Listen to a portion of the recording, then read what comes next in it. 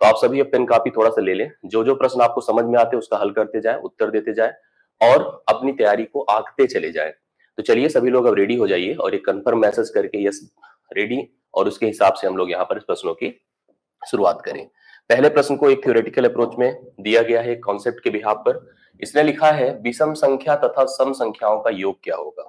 विषम संख्या तथा सम संख्या तो आपको अच्छे से पता है, विषम संख्या वह होती है जिनके अंत में 1, 3, 5, 7 और 9 आता है। सम संख्या वह होती है जिसके अंत में 0, 2, 4, 6 और 8 आता है। अगर हम एक सम और एक विषम को जोड़ेंगे तो क्या आएगा, जो लोग कमेंट करके हमें बता सकते हैं प्लीज बताएं। तो इनके जुड़ने की 3 स्थिति होती है, कभी 2 सम जुड़ते हैं, कभी 2 विषम जुड़ सकते हैं, कभी एक सम एक विषम जुड़ता है, दोनों सिमिलर हैं मतलब उनकी प्रकृति समान है, जुड़ करके भी वो समान अर्थात सम होंगे। दोनों की प्रकृति समान है, भले ही वो विषम है, जुड़ करके वे सम होंगे। लेकिन अगर एक सम है दूसरा विषम है अर्थात दोनों कंट्राडिक्टिव है, दोनों अपोजिट नेचर के हैं, तो इनका रिजल्ट हमेशा ऑड आएगा, एक विषम संख्या आएगी। तो यहाँ पर कहा एक सम विषम संख्या हो एक सम संख्या है, अगर वो जुड़ते हैं तो सदैव क्या होंगे, विषम होंगे। तो बी ऑप्शन नोट कर लीजिए आप सभी लोग, बी ऑप्शन आप में से प्रत्येक लगभग उत्तर में बता रहे हैं। तो सही यहाँ पर इस प्रश्न का उत्तर है बी। अगर हम एक सम संख्या और एक विषम संख्या को परस्पर जोड़ेंगे तो वहां पर हमेशा उत्तर हमें एक विषम संख्या के तौर पर ही प्राप्त होगी, विषम संख्या ही मिलकर सामने आएगी। दूसरे प्रश्न पर आता हूं मैं। दूसरा प्रश्न देखिएगा, एक समीकरण के रूप में आप देख पा रहे हैं यहाँ पर आपको दिख रहा है यन के अलग अलग रूप। जैसे सीधा सीधा एक बार तो यन ही दिख रहा है, एक बार 2/3 दिख रहा है, एक बार आपको 1/2 दिख रहा है, एक बार 1/7 दिख रहा है, बराबर आपको 97 दिया गया है। अब हमसे n का मान पूछा गया कि n एक्चुअली होगा क्या। तरीके यहाँ पर कई सारे हैं, जैसे मैं कराना चाहूं तो इस तरह से भी करा सकता हूं, ऑप्शन की मदद से भी करा सकता हूं, अन्यथा आप जान रहे हैं यहाँ पर एलसीएम हम 46 ले सकते हैं, 42 ले सकते हैं। सीधा सीधा ये 42n हो जाएगा। इसको अगर 3 से डिवाइड करें 14 दूना 28n हो जाएगा, 2 से डिवाइड करेंगे 21n हो जाएगा, 7×42 से 6n हो जाएगा, बराबर 97 है। जब मैंने प्रत्येक को जोड़ा तो 42, 28, 70, 20, 90, 6, 96, 97, तो 97n हुआ था। 97n बटा 42 था, बराबर 97 था आपके सामने। 97 से कटता तो n का मान 42 हो जाता, n का मान 42 हो जाता और इस प्रश्न का सही उत्तर आपके सामने डी ऑप्शन में दिखता। तो डी ऑप्शन इस प्रश्न का उत्तर होता। मैं कह रहा था कि इसको ऑप्शन से भी हम मैच करा सकते थे, वो भी कैसे, ध्यान से देखिएगा। कुछ इस प्रकार से कि अगर हम लोग यहाँ पर देख पा रहे थे 3 था, 2 था, 7 था, तो 7 से भी कटे, 2 से 3 से कटे तो वह संख्या इसमें 44 नहीं हो सकती है, 46 नहीं हो सकती, 40 नहीं हो सकती, केवल एक ही संख्या दिख रही थी 42। प्रत्येक से कट जाती वह संख्या आपकी क्या हो जाती, 42 हो जाती। ऑप्शन को भी देख करके आप इस प्रश्न का निर्धारण कर सकते थे, इसके उत्तर का, और हल करके आगे बढ़ सकते थे। तो मुझे पूरा भरोसा है कि आप में से प्रत्येक ने इस प्रश्न को अच्छे से पढ़ा और सही उत्तर आपने दिया है 42। करेक्ट जितने लोग देकर चल रहे हैं, सही अनुभव करके चल रहे हैं। तीसरा प्रश्न आपके सामने देखिए क्या है। एक बड़ा अच्छा सा प्रश्न है, थ्योरेटिकल फॉर्म में है, आप इसको पढ़िए, रीड करिए और इस पर भी अपना अनुभव साझा करिए। यदि n एक प्राकृतिक अर्थात नेचुरल नंबर है, आप नेचुरल के बारे में जानते हैं, नेचुरल नंबर है जिसकी शुरुआत हमेशा 1 से होती है, 2 आता है, 3 आता है, 4 आता है, सो ऑन अनंत तक संख्याएं जो होती है, जितनी आप गिन सके, सबकी सब एक प्राकृतिक संख्या होती है। इसने कहा रूट n अर्थात अगर हम उनका वर्गमूल निकाले तो वह मान होगा क्या। हमेशा एक प्राकृतिक होगा, हमेशा एक परिमेय होगा, हमेशा एक अपरिमेय होगा, कभी प्राकृतिक और कभी, यहाँ पर परिमेय नहीं अपरिमेय होना चाहिए, अपरिमेय, अपरिमेय संख्या होगी। ये ऑप्शन थोड़ा सा आप करेक्ट कर लीजिएगा अपनी कॉपी में। तो आप ध्यान से सुनिएगा, जैसे आप अगर मान लो n ले रहे हैं और यहाँ पे रूट n कर रहे हैं, 2-3 नंबर रख करके चेक करिए, आपको खुद ही रियलाइज हो जाएगा। n की जगह पर आप 1 रख सकते हैं, 2 रख सकते हैं, 3 रख सकते हैं, 4 रख सकते हैं, इसी क्रम में आप रखते चले गए। रूट n आपको पता है मतलब रूट 1 ही होगा। रूट टू को हम लोग यहाँ पर क्या कहेंगे, रूट 3 को क्या कहेंगे, रूट 4 जो कि 2 हो जाएगा। तभी आप ध्यान से देखिएगा, चाहे 1 था चाहे 2 आ रहा है, ऐसे कभी आपको जैसे रूट 9 करेंगे तो 3 आएगा। बीच की जो संख्या है जो पूर्ण वर्ग नहीं है, जैसे 2 का वर्गमूल निकालेंगे, 3 का निकालेंगे, 5 का निकालेंगे, 6 का निकालेंगे, तो आपको हमेशा एक अपरिमेय संख्या मिलेगी। क्या मिलेगी, अपरिमेय संख्या मिलेगी। अपरिमेय संख्या, अपरिमेय संख्या तो बन रही है, साथ साथ ए नंबर भी हमें उत्तर के तौर पर मिल रहे हैं। जो ए नंबर मिल रहे हैं, जैसे कभी 1 आएगा, कभी 2 आएगा, कभी 3 ही आएगा, कभी 4 ही आएगा, तो परिमेय वो अगर उनको सोचे तो आप वो प्राकृतिक संख्या भी है। प्राकृतिक संख्या भी है। तो अगर सोचे केवल प्राकृतिक है तो गलत है, केवल परिमेय तो भी गलत है, हमेशा अपरिमेय है तो भी गलत है। हाँ, ये जो डी ऑप्शन है ये आपको सपोर्ट कर रहा है। कभी ये प्राकृतिक होंगी आप जैसे देख पा रहे हैं, और कभी अपरिमेय होंगी। तो डी ऑप्शन इस प्रश्न के लिए सही उत्तर लगाइएगा करेक्ट उत्तर के तौर पर, क्योंकि अगर आप कुछ प्राकृतिक संख्याओं का चयन करेंगे जो 1 से लेकर अनंत तक कुछ भी हो सकती हैं, अगर हम उनके रूट की बात करेंगे, वर्गमूल की बात करेंगे, तो वर्गमूल कभी उनका जो है आप जैसे अनुभव कर रहे हैं कि कभी वो प्राकृतिक संख्या भी बन रही है और कभी अपरिमेय संख्या भी बन रही है। क्योंकि अपरिमेय की डिग्री से नहीं होती है कि जो नॉन परफेक्ट स्क्वायर नंबर्स हैं, जो रूट में नंबर होते हैं, जो नंबर ऐसे हो जो पूर्ण वर्ग ना हो, अगर उनका आप वर्गमूल निकालने की कोशिश करोगे वह संख्या आपकी अपरिमेय बन जाती है। क्योंकि अपरिमेय वह संख्या होती है जो नॉन टर्मिनेटिंग होती है, नॉन रिपीटिंग होती है। इसलिए आप यहाँ पर डी ऑप्शन के साथ चलिए, करेक्ट उत्तर है। और मुझे लग रहा है कि आप प्रत्येक सभी लोग यहाँ पर इस प्रश्न का उत्तर बता सकते हैं। क्लियर है? परिमेय भी हो सकता है, आप समझने की कोशिश करिए परिमेय का सेंस क्या है। केवल परिमेय तो नहीं होगा ना, जैसे इसमें लिखा हमेशा एक परिमेय, यहाँ पर परिमेय नहीं लिखा है, हमेशा एक परिमेय लिखा है। और कभी परिमेय होता कभी अपरिमेय होता तो हम उसको एक्सेप्ट कर लेते। ठीक है, इस हिसाब से इस प्रश्न का उत्तर डी ऑप्शन सही माना जाएगा। आगे बढ़िएगा, ये देखिए एक दो चरों के आधारित रैखिक समीकरण का प्रश्न है। आप ध्यान से देखिएगा, ये प्रश्न में आपको दो समीकरण दिए गए हैं। इन दोनों समीकरणों के बिहाफ पर हमें x और y का मान निकालना है। समीकरण जो दिया है 2/x प्लस 3/y है बराबर 13 दिया गया है। दूसरा समीकरण अगर हम देखें 5/x है माइनस 4/y है बराबर -2। अगर आप इसको एलिमिनेशन मेथड से हल करेंगे तो उत्तर तो आ ही जाएगा। मैं चाहता हूं एलिमिनेशन से ना करके सीधा सीधा ऑप्शन रख करके चेक कर लीजिए, आपको प्रश्न क्लियर हो जाएगा। ऑप्शन मतलब जैसे x का मान अगर 1/2 रखो, जैसे यहाँ पर 1/2 रखेंगे 2 ऊपर चला जाएगा, इसको 4 बना देगा। ऐसे यहाँ पर y की जगह पर अगर 1/3 रखेंगे 3 ऊपर चला जाएगा, इसको 9 बना देगा। 9 4 देखिए हम लोग यहाँ पर 13 हमें प्राप्त हो रहा है। इसी तरह से अगर हम यहाँ पर 1/2 रखेंगे तो 1/2 रखते ही 10 हो जाएगा, क्योंकि 2 ऊपर चला जाएगा। 1/3 अगर रखेंगे तो 3 ऊपर जाके इसको -12 बना देगा। 10 से -12 -2। बढ़िया है, हमारा पहला ऑप्शन ही इस प्रश्न को संतुष्ट कर दे रहा है इस समीकरण को, तो इसलिए हम पहले ऑप्शन को ही इस प्रश्न का उत्तर बना देंगे। पहला ऑप्शन x का मान कितना 1/2, y का मान कितना 1/3, इस प्रश्न का सही उत्तर अर्थात करेक्ट आंसर होगा।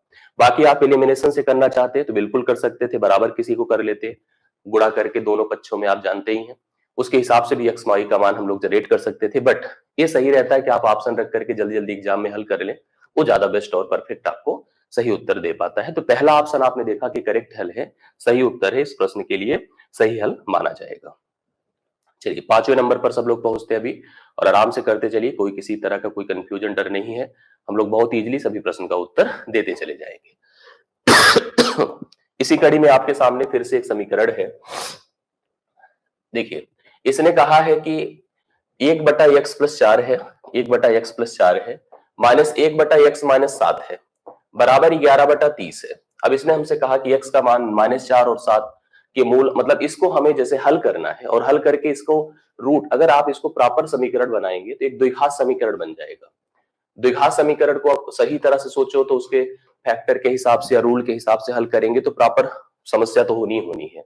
हम यहाँ पर भी वही प्रयास करेंगे कि हम लोग वैल्यूज को रख करके देख लें।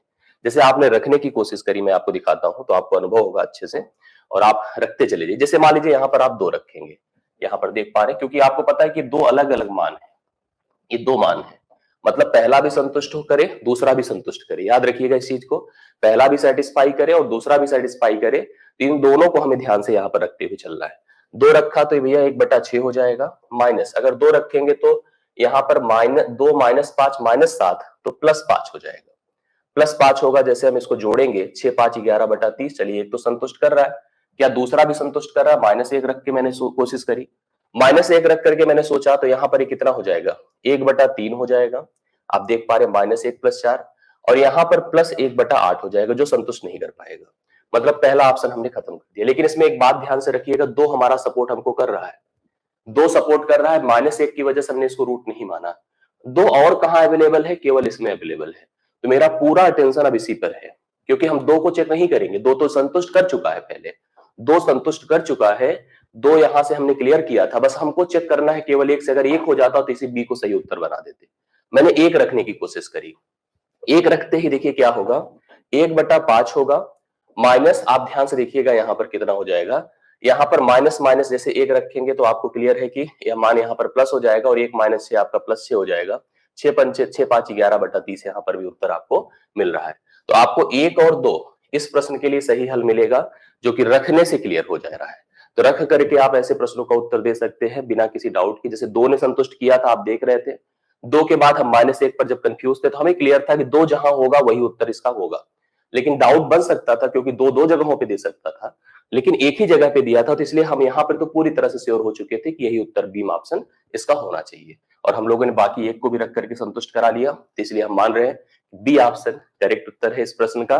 और आप में से प्रत्येक लोग इस प्रश्न का हल करके आगे बढ़ेंगे और छठे नंबर पर आएंगे। छठा नंबर देखिए, आपके पास एक घातीय प्रश्न है जो इंडिसेस बेस्ड क्वेश्चन होते हैं। आप इनको भी अच्छी तरह से देखिए और इसका हल बताने की करने की कोशिश करिए। 6 नंबर, ध्यान से देखिए, एक पूरा समीकरण आपको दिया गया है। इस समीकरण में जो दुविधा है वो डिवीजन की है। यहाँ डिवीजन आपको पता है कि बॉडमास रूल भी लगता है, इंडिसेस के सारे रूल तो लगेंगे जो लगने होते हैं। बॉडमास नियम के अंतर्गत पहले भाग दिया जाता है, इसलिए पहला उद्देश्य यही था। लेकिन इसके पहले भी मेरा दिमाग ये चल रहा था कि इसको अगर हम जो नेगेटिव पावर थी इसको पॉजिटिव बना लेते, तो पॉजिटिव बनाने के लिए आपको बेस का रेसिप्रोकल अर्थात उसका व्युत्क्रम करना होता है। 1/5 की पावर अभी 3/2 हो जाएगा।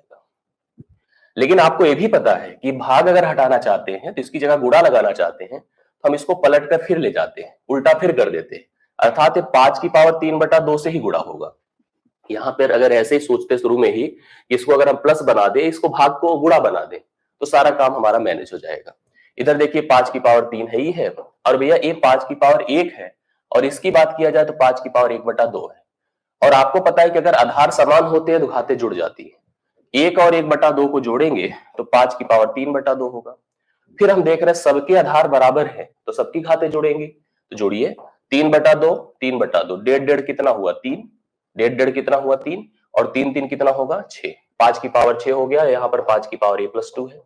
फिर हमको पता है बीच में अगर इक्वल साइन है तो घाते और आधार बराबर हैं तो घाते भी बराबर कर देंगे।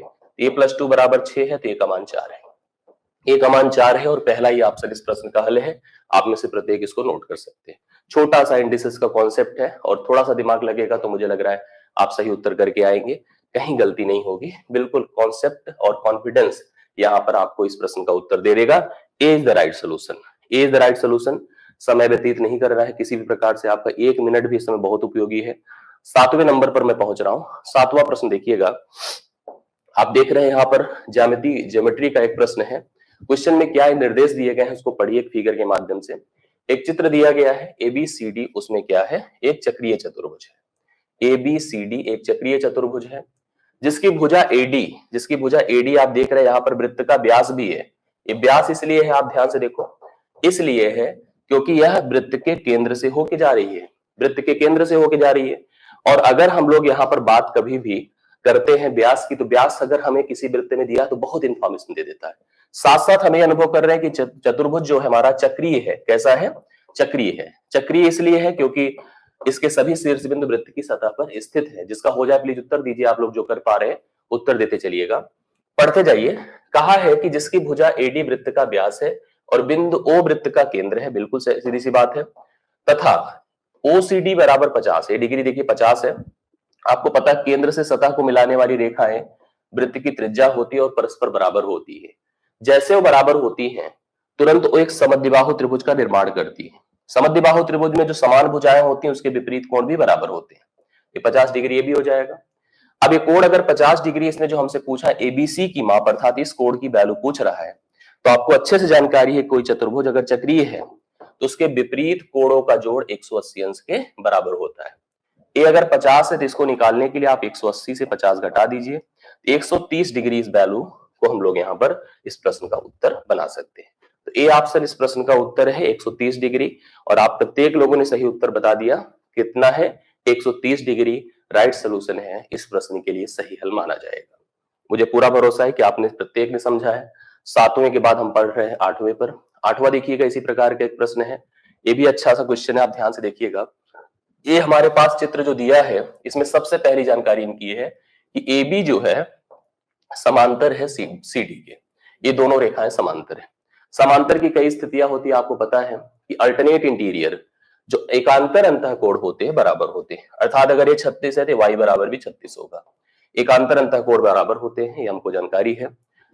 इसने हमसे कहा कि x बराबर 4/3y। इस x का मान कितना हो जाएगा पता है? 4/3 गुणे y कितना है? 36 है। 3 बराबर में 36, 12 चौके 48, तो x का मान कितना हो गया? 48। चलिए, हमसे जो क्वेश्चन पूछा है कोण BAD का मान बताएं। कोण BAD भैया ए पड़ रहा है, ए पड़ रहा है। और आपको पता है कि अगर कभी भी दो रेखाएं समांतर होती हैं, आपको पता है दो रेखाएं समांतर, तो उनके एडजेसेंट कोणों अर्थात उनके संगत कोणों का योग 180 अंश के बराबर होता है।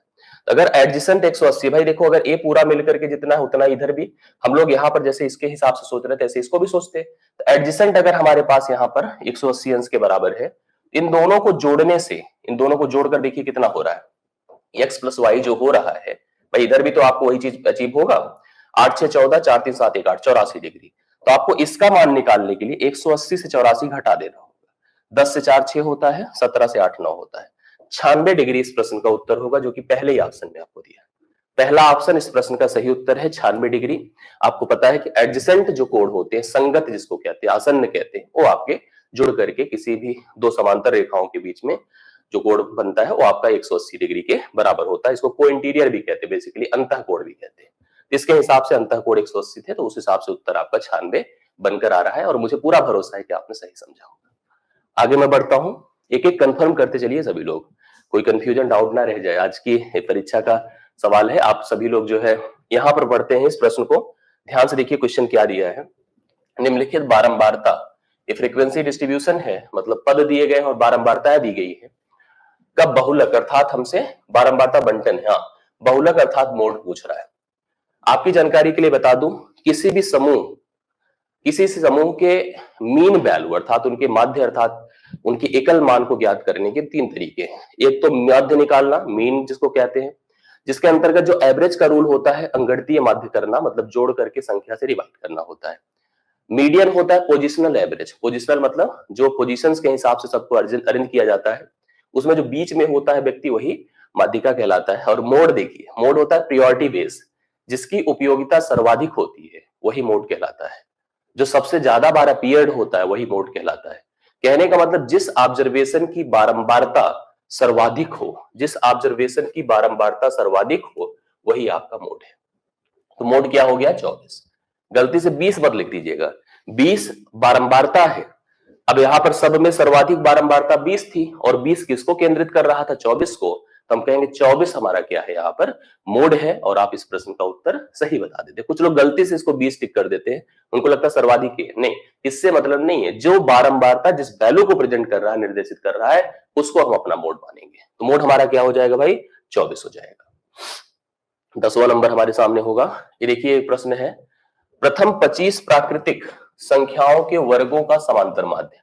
तो आप एक रूल लिख लीजिएगा, और हो सकता है आपको याद होगा, प्रथम n प्राकृतिक संख्याओं के वर्गों, चाहे उसको आप औसत बोलिए चाहे समांतर माध्य बोलिए, एक ही चीज हो गया, औसत या समांतर माध्य, उसका रूल होता है। अच्छा, अभी औसत भी लिख दिया तो आप घबराइए नहीं, वही चीज बनकर आएगा। नियम होगा n + 1 2n+1 डिवाइडेड बाई 6, ये नियम होता है। n + 1 2n+1 divided by 6। जैसे इसने बोला है 25, तो हम 25 में एक जोड़ेंगे होगा 26, 25 में एक जोड़ेंगे 26, 2 गुणे 25 50, 1 51 हो गया, डिवाइडेड बाई 6 है। 2 तिया 6 होता है, 2 13 हम में हो गया, 3 से इसको डिवाइड कर देते कितना? 3 1 के 3, 3 17 3 51, 13 7 91, 9 13 के 13 9 22, 221 यहाँ पर ए है, सॉरी डी ऑप्शन है, डी ऑप्शन है 221 करेक्ट उत्तर है। डी ऑप्शन 221 करेक्ट उत्तर है। आप में से प्रत्येक देखो लगभग हमें बता भी रहे, तो आप सभी लोग यहाँ पर इस फार्मूले को दिमाग में रखिएगा। चाहे औसत लिखा हो चाहे समांतर माध्य लिखा हो, प्रोसेस एक ही होता है, मैंने भी डिस्कस भी किया आप लोगों से। रूल लगाना है n + 1 2n+1 divided by 6 is the right process to getting the average या समांतर माध्य of the square of the first n natural number. आप ऐसे प्रश्नों का उत्तर कर सकते हैं। तो आपको इसको तैयार रखना है, क्योंकि हो सकता है क्लिक कर जाए एग्जाम में, तो करा तो हम लोग एटलीस्ट रेडी रहें। ये देखिए, ये हमारे पास कुछ आंकड़े दिए गए हैं और इनसे हमको कहा है कि इनकी माध्यिका अर्थात मीडियन बताइए क्या होगा। क्या पूछ रहा है? मीडियन। इस मीडियन को ज्ञात करने के लिए जब कभी भी आंकड़े हमको बारंबारता के साथ दिए गए हो तो उस दौरान हमको इसकी संचयी बारंबारता निकालनी होती है। संचयी बारंबारता निकालने का तरीका थोड़ा समझ, जैसे आपको दिया है 1, 3, 5, 7, 9, इनका प्रोसेस ये है कि जो वैल्यू 1 है उसकी अकरेंसेस 4 बार है, 3 की अकरेंसेस 4 बार है, 5 की अकरेंसेस 5 बार है, 7 की अकरेंसेस 8 बार है और 9 की अकरेंसेस 3 बार है। ऐसे होता है। मैं आपको स्पष्ट बता दूं कि ये बारंबारता बताता है, जैसे मान लीजिए जैसे एक परीक्षा हुई, इसका तात्पर्य समझिएगा, जिसमें अगर मान लो 1 नंबर पाने वाले 4 बच्चे हैं, चारों को लाइन से खड़ा कर दिया, 3 नंबर पाने वाले 4 है, फिर से 4 आगे बढ़ गए, 5 नंबर पाने वाले फिर से ऐसे 5 आगे बढ़ गए। मुझे अगर इसकी संचयी बारंबारता, जिसको सीएफ या क्युमुलेटिव फ्रीक्वेंसी कहेंगे, उसको निकालना है तो 4 का 4 ही हो गया, मतलब 1 नंबर तक 4 है, 4 में 4 जोड़ दिया 8, 8 5 13, 13 8 21, 21 3 24। ये आप जोड़ेंगे तो यहाँ पर यन इनकी संख्या भी है 24 ही। जब ये वैल्यू 24 आ रही है तो यहाँ पर मीडियन अर्थात इसकी माध्यिका जो होगी वो n/2 होगी, मतलब 24/2 होगी, अर्थात 12वीं वैल्यू, 12th वैल्यू क्या हो जाएगी? 12th value. 12th वैल्यू मतलब देखिए कहां होगा, 0 से लेकर 1 तक की वैल्यू ये होल्ड कर रहा है, 1 के बाद 3 तक की वैल्यू ये होल्ड कर रहा है, 3 के बाद 5 तक की ये होल्ड कर रहा है। यहां पर देखिए, सॉरी ऐसे देखिए, 1 से लेकर 4 तक की वैल्यू मतलब ये होल्ड कर रहा है, 4 4 8 तक की वैल्यू ये होल्ड कर रहा है, 8 5 13 तक की वैल्यू ये होल्ड कर रहा है। 13 में हमको कौन ढूंढना है? 12वीं वैल्यू। तो 12वीं वैल्यू हमारी क्या होगी बताइए? 5 होगी। 12वां नंबर, जो 12वां नंबर सीक्वेंस में ढूंढेंगे तो 5 नंबर पाने वाला लड़का खड़ा रहेगा वहां पर। इस प्रश्न का उत्तर आप कितना बताएंगे? 5 बताएंगे, पहला ऑप्शन। ऐसे जोड़िएगा, 4 नंबर तक 4 लड़के हमने देखे, सबको 1 नंबर मिला है लाइन में जो खड़े हैं। फिर 8 नंबर तक बढ़ेंगे तो 3 नंबर वाले खड़े थे। 8 के बाद जब हम 13 तक जाएंगे तो सबके सब नंबर सबको 5 मिले। मुझे उसमें 12वें लड़के को पकड़ना है, 12वां लड़का कितना नंबर पाया है? 5। इस प्रश्न का उत्तर कितना हो गया? 5। और आपने भी उत्तर बताया 5, और हम भी यहां पर इसको छोड़कर बढ़ेंगे अगले प्रश्न पर। अगला प्रश्न देखिएगा, ये बढ़िया क्वेश्चन आता है, इस तरह के जरूर पूछे जाते। 3 घंटियां हैं, ध्यान से देखिएगा, एक बेल 1 है, एक बेल 2 है, एक बेल 3 है। तीनों जो है 11 बजे, सुबह के 11 बजे साथ साथ बजी थी। 11 बज रहा था इस समय, 11 AM। इस समय ये घंटियां साथ में बजी थी। इनकी जो टर्निंग है वो 20 मिनट, 30 मिनट और 40 मिनट की, मतलब ये 20 मिनट बाद बजती है, ये 30 मिनट बाद बजती है और ये 40 मिनट बाद बजती है। 20 मिनट, 30 मिनट और 40 मिनट के अंतराल पर बजती है। तो पूछा गया है वो अगला समय बताइए जब वो फिर से पैरेलल हो जाए, फिर से एक साथ बजे। इसके लिए हम इन तीनों से कटने वाली संख्या अर्थात इनका एलसीएम पता करते हैं। एलसीएम निकाल ले, वो संख्या जो आएगी वही वो समय होगा जब वो साथ साथ फिर से बजेगी, क्योंकि सबसे विभाजित हो जाएगा। अब आप देख पा रहे हैं 20, 30 और 40 का लासा, मुझे नहीं डाउट है किसी को प्रॉब्लम होनी चाहिए, 120 होगा। 120 मिनट बाद वे फिर से एक साथ बजेंगी, और 120 मिनट सीधा सीधा अगर हम इसको घंटे में कन्वर्ट करें 60 से भाग देकर के 2 घंटा होता है। 11 में अगर 2 घंटा जोड़ेंगे आप तो सीधा प्रोसेस है कि 1 बज जाएगा। 11 से 12 होगा, 12 से 1। जैसे आप कहीं पर किसी से मिले, किसी से बोला आप 11 बज रहे थे, बोला भैया हम 2 घंटे बाद मिलेंगे। 2 घंटे बाद मिलने का मतलब 11 बजे आपको वहां पहुंचना चाहिए। वही प्रोसेस है। एक प्रश्न, इस प्रश्न का उत्तर होगा 1 PM, 1 बजे इस प्रश्न का सही उत्तर माना जाएगा। आप लोग नोट कर सकते हैं, D option is the right solution, 1 PM note करें और आगे बढ़े। हाँ, 13वां नंबर देखिएगा, 13वां नंबर। अब आप देखिए, बड़ा अच्छा सा प्रश्न आपके सामने है फिर से बोर्ड पर, इसको ध्यान से सुनिएगा। हाँ, 3 अंकों की 2 संख्या है। पहली चीज दिमाग में रखिएगा, दोनों जो नंबर होंगे वो 3 अंक के होंगे। 2 संख्याएं हैं, दोनों में पदों की संख्या अर्थात अंकों की संख्या 3 है। इनका मासा 17 है। ठीक है, एक संख्या ए थी, दूसरी संख्या बी थी। याद रखना है 3 अंक की होंगी, ये भी 3 अंक की संख्या होगी और ये भी 3 अंक की संख्या होगी, दोनों 3 अंक की संख्या है। इनका जो मासा है 17 है, मासा कितना है? 17 है। और इनका जो लासा है वो 714 है, लासा 714 है। कुछ बातें दिमाग में रखिए, आपको अच्छे से पता है कि 17 अगर मासा है तो दोनों संख्याएं 17 से कटनी चाहिए। अगर हम एक संख्या को 17A मान लें, दूसरे को 17B मान लें, और अगर हम लासा के लिए सोचे ना, तो आपको ये याद होगा, बताया गया है कि अगर संख्याओं का अनुपात AB है, मासा 17 है, तो लासा 17AB हो जाएगा, या ABX हो जाता है, AB हो जाएगा, बराबर 714 हो गया। बराबर कितना हो गया? 714 हो गया। अब ध्यान से सुनिएगा, 17 से इसको काटें, 17 चौके 68 होता है, 68 68 3, 17 दूना 34 होगा। ए बी बराबर 42, अर्थात उन संख्याओं का जो अनुपात है उनका प्रोडक्ट 42 होगा। 42 के लिए तनिक जोड़े बनाइए, जैसे जोड़े बनाइए तो क्या बनेगा, 1 और 42 खुद बनेगा, ठीक है, 2 और 21 बनेगा, सही है। चलिए थोड़ा सा दिमाग समय दे दीजिए, इसमें कोई ऐसी बात नहीं, कई चीजें समझ में आ जाएंगी। 3 और 14 बनेगा, ठीक है, 4 से कटेगा नहीं, 5 से कटे नहीं, 6 से बटा 6 7 बनेगा, बहुत ज्यादा तो बनेंगे नहीं। अब थोड़ा एक बार सोचिए, क्या ए ऑप्शन हो सकता है? नहीं होगा, क्योंकि 17 से गुणा करने पर 2 अंक की संख्या आएगी। क्या ए हो सकता है? नहीं, क्योंकि 17 से गुणा करने पर 17 दूना 34 होगा। क्या ए कटेगा? 17 त्रिक 51 नहीं होगा, क्योंकि 2 अंक की संख्या होगी। तो पहला, दूसरा, तीसरा ए ऑप्शन हम नहीं ले सकते। हम लेंगे इसको, 17 छक्के 102 और 17 सत्ते 119। ये दोनों हमें सपोर्ट कर रहे हैं, क्यों? क्योंकि हमें 3 अंक की संख्या दोनों लेनी थी। अब इनका जोड़ हम लोग को क्या करना है, इनका जोड़ हम लोग जैसे ही करेंगे 9 2 11, 1 1 2 और 1 1 2, 2 से 21 हो जाएगा। कितना हो जाएगा? 2 से 21। पहला ऑप्शन इस प्रश्न का सही उत्तर माना जाएगा। आप सभी लोग नोट कर लीजिएगा, पहला ऑप्शन इस प्रश्न का करेक्ट उत्तर है। आप नोट कर सकते हैं और सही आंसर पर आएंगे, ठीक है। इस प्रश्न का सही उत्तर हो गया 221। ये ऑप्शन कैसे किया, ध्यान से फिर सुन लीजिएगा। हमने कहा था 3 अंक की दोनों होनी चाहिए। मासा 17 है तो संख्याएं 17A 17B हो गई, लासा 17AB हो गया, गुणा इनका प्रोडक्ट 42 हो गया। हम इनके पेयर्स बना रहे थे, तो पेयर्स में ये तीनों पेयर हमको सपोर्ट इसलिए नहीं कर रहे थे क्योंकि पहली संख्या 2 अंक की बन जाएगी अगर आप सोचेंगे तो 17 से गुणा करके। तो हमने इसको प्रेफर किया क्योंकि इसके हिसाब से दोनों संख्याएं 3 अंक की बनेंगी और उनका जोड़ हमने किया 221 आ रहा है। इस प्रश्न के लिए हमको उत्तर प्रोवाइड कर दे रहा है। इस प्रश्न का सही उत्तर आपके सामने हो गया 221, पहला ऑप्शन राइट है। अगले प्रश्न पर बढ़िएगा। ये बहुत अच्छा सा प्रश्न होता है, ध्यान से सुनिएगा। एक संख्या है, सुनते जाइए। एक संख्या को जब 10 से भाग देते हैं तो 9 शेष देता है, 9 से भाग देते हैं 8 शेष देता है, 8 से भाग देते हैं 7 से शेष देता है। वह संख्या बताइए। मतलब आपको पता है, ध्यान सुनिएगा, जब 10 से भाग देंगे तो 9 शेष आएगा। ये नंबर है जिससे भाग दिया जा रहा है और शेष आ रहा है। 9 से भाग देने पर 8 शेष आ रहा है और 8 से भाग देने पर 7 शेष आ रहा है। मतलब हम भाजक ए हैं, ये सब भाजक हैं, याद रखिएगा, ये भाजक हैं और ये शेषफल हैं। अगर हम एक ऐसी संख्या ढूंढ लें, एक ऐसी संख्या ढूंढ लें जो कि इनसे कट जाए, मतलब इनका एलसीएम ढूंढ लें, अर्थात एक ऐसी संख्या ढूंढे जो कि इनसे कट जाए। एक और बात आप खासियत देखिएगा इनकी, इनके सबके अंतर एक हो रहे हैं। सबके अंतर क्या हो रहे हैं? एक हो रहे हैं। तो पहले तो आप एक एलसीएम ढूंढिए, ऐसी संख्या जो 10 9 और 8 प्रत्येक से कटे।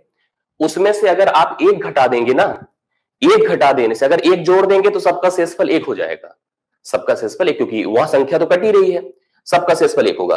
और अगर आप एक घटा देंगे तो 10 से भाग देने पर 9 शेष आएगा, 9 से भाग देने पर 8 आएगा और 8 से भाग देने पर 7 आएगा। तो सोचिए थोड़ा सा एलसीएम होगा क्या इनका, जो 10 9 और 8 प्रत्येक से कटे तो वह संख्या 9 और 10 90 दूना 180, नहीं 360, वह संख्या 360 होगी।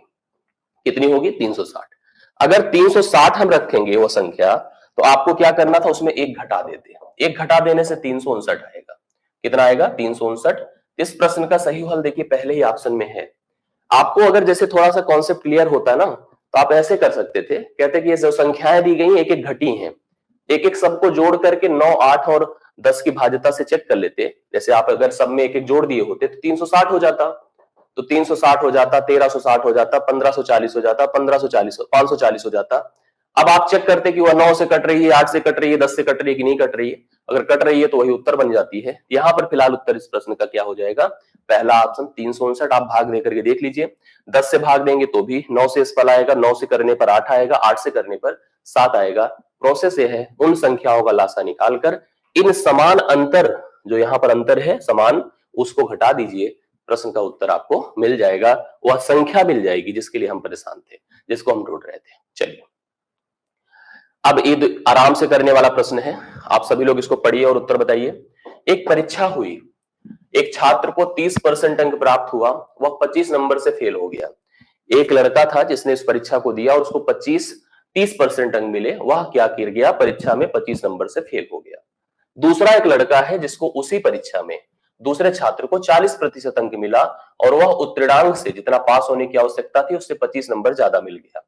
परीक्षा का अधिकतम अंक अर्थात परीक्षा का पूर्णांक पूछा गया है। चलिए देख लेते हैं, अगर ऐसा प्रश्न एग्जाम में आ जाए तो गलती होने के आपके चांसेस नहीं है। कोई भी परीक्षा होगी, तो उसका 0% से लेकर मैक्सिमम 100% डिक्लेयर्ड होता है। ये पासिंग मार्क है। एक लड़का 30% पाया है, 25 नंबर से फेल है, 25 जोड़ना पड़ेगा। एक लड़का 40% पाया है, 25 नंबर ज्यादा पा गया। कहने का मतलब अगर इसमें हम 25 जोड़ दें, इसमें से 25 घटा दें, दोनों अपने पासिंग मार्क अर्थात अपनी न्यूनतम उत्तीर्णांक तक पहुंच जाएंगे। तो हम चाहे स्टेटमेंट बना ले कुछ ऐसे कि 30% प्लस 25, जो भाई फेल है वो जुआड़ करके अपना पास वाली व्यवस्था करेगा। अब इसमें दूसरा समीकरण है 40% में अगर हम 25 घटा दें तो दोनों अपने न्यूनतम पूर्णांक अर्थात यहां पर पहुंच जाएंगे, न्यूनतम उत्तीर्णांक तक पहुंच जाएंगे। अब इसको समीकरण की तरह अगर सोचें तो 10% बराबर 50 होगा, 10% बराबर 50 होगा और 100% बराबर क्या हो जाएगा, 500 हो जाएगा। तो ये आप ध्यान से देख पा रहे हैं क्योंकि परीक्षा का पूर्णांक हमेशा 100% होता है। यहीं से कर लेते हैं। अंतर देखिए 10% का है और ये अंकों का अंतर देखिए क्या है। यहां पर अंकों का अंतर जब कोई इस किनारे और उस किनारे रहता है, जैसे हम यहां बीच में खड़े हो जाए, मेरे उस साइड कोई है, मेरे उस साइड, उनके बीच परस्पर अंतर जुड़ करके निकलता है। अंतर जुड़ करके भी निकलता है। अंतर बेसिकली दूरी को डिक्लेयर करता है। तो यहां पर भैया 10% देख पा रहे हम लोग 50 था, 100% सीधा सीधा आपको पता है कि उसका 10 गुना हो जाएगा और वह कितना हो जाएगा, 500 हो जाएगा। पहले ही ऑप्शन में इसका हल आपको दिया गया है। पहला आप लगा लीजिए, सही उत्तर है और सही अनुभव आप लोग कर रहे होंगे। ठीक है, अगला प्रश्न देखिएगा। अच्छा सा क्वेश्चन है ये, देखिए बढ़िया प्रश्न है आपके सामने और इसमें मुझे लग रहा है कि उत्तर गलत है। चेक करते हैं एक बार, हम लोग करते हैं। देखिए हाँ, प्रश्न है हम लोग के सामने क्या है, मैं इसको एक बार स्टैंडर्ड स्टेटमेंट से बता देता हूं जो स्ट्रक्चर है, उसके बाद फिर हम आपको समझाते हैं इसको अपने तरीके से। चुनाव में 10% मतदाताओं ने अपने मत नहीं दिए। जैसे जो टोटल कलेक्शन था उस गांव की, नगर की, जहां पे वोट पड़ा था, 10% लोग वोट देने ही नहीं आए। चलिए जाने दीजिए। 20% मतदाताओं ने मतपत्र को खाली छोड़ दिया, मतलब वो गलत उनकी वोटिंग हुई, वो अटेंडेंस तो दिए लेकिन वोट सही नहीं दिए, मतलब वो वैध नहीं हुआ, अवैध हो गया उनका वोट 20% लोग का। केवल 2 उम्मीदवार थे, विजेता उम्मीदवार को वैध मतों का 53% मत प्राप्त हुआ। जो विजेता था, सीधी सी बात है, जहां से वोट की काउंटिंग होगी, चाहे कुल से हो, चाहे पड़े मतों से हो, चाहे वैध से हो, जो 50% से अधिक पाएगा वो जीत जाएगा। यहां पर वही हुआ है और वह 1620 मतों से विजयी हो गया। तो सूची में कुल मतदाताओं की संख्या कितनी थी, कुल कितने वोटर्स थे। स्ट्रक्चर देखिए कुछ ऐसे बनाते हैं हम लोग। कहते हैं कि भैया 100% मतदाता थे, इसमें 10% ने मत डाले ही नहीं तो 90% बचे। 90 के बाद भी आपने देखा 20% खराब कर दिए मतों को, 80 बचे। 80 के बाद एक मतदाता को मिला है 53 जो विनर है, दूसरा को मिलेगा 47 जो लूजर होगा। तो हमको ये अंतर जो दिया है ये है 6% का। आप देखिए 47 से 53, यही जीत हार का कारण है। आप इसको लेकर के चले जाइए 80 के पास, 80 को 90 के पास, 90 को टोटल के पास, क्योंकि इसकी संख्या है 1620। अगर हम समीकरण कुछ ऐसा बना लें तो प्रश्न आपका हल हो जाए। मैंने क्या बताया, 6 को लेके जाइए आप 80 के पास, 80 को ले जाइए 90 के पास, 90 को ले जाइए 100 के पास, प्रश्न आपका इजीली हल हो जाएगा, प्रश्न का उत्तर आपको मिल जाएगा। चलिए थोड़ा सा अगर हम ऐसे सोचे तो कैसे बनेगा, 6/100 होगा, गुड़े 80 मतलब भैया 4/5 हो जाता है, 4/5 हो जाता है, और 90 मतलब 9/10 हो जाता है, गुड़े टोटल कर दीजिए, बराबर आपको दिख रहा है 1620। चलिए जो संभव हो काट दीजिए, अगर कट रहा है तो देखिए कैसे कटेगा। जैसे हम ये देख रहे हैं, मेरे हिसाब से 9 ही से कट रहा था, 9 1 के 9, 7 16, 9 8 72, 0 हो गया। ठीक है, 6 से काटिए, 6 3 18, 30 हो गया। 4 से तो कटेगा नहीं, 2 दूना 4, 2 15 में होगा। 2 से इसको किसी को काट देते हैं हम लोग, यहाँ पर 2 से काट दिया है, 50 हो गया।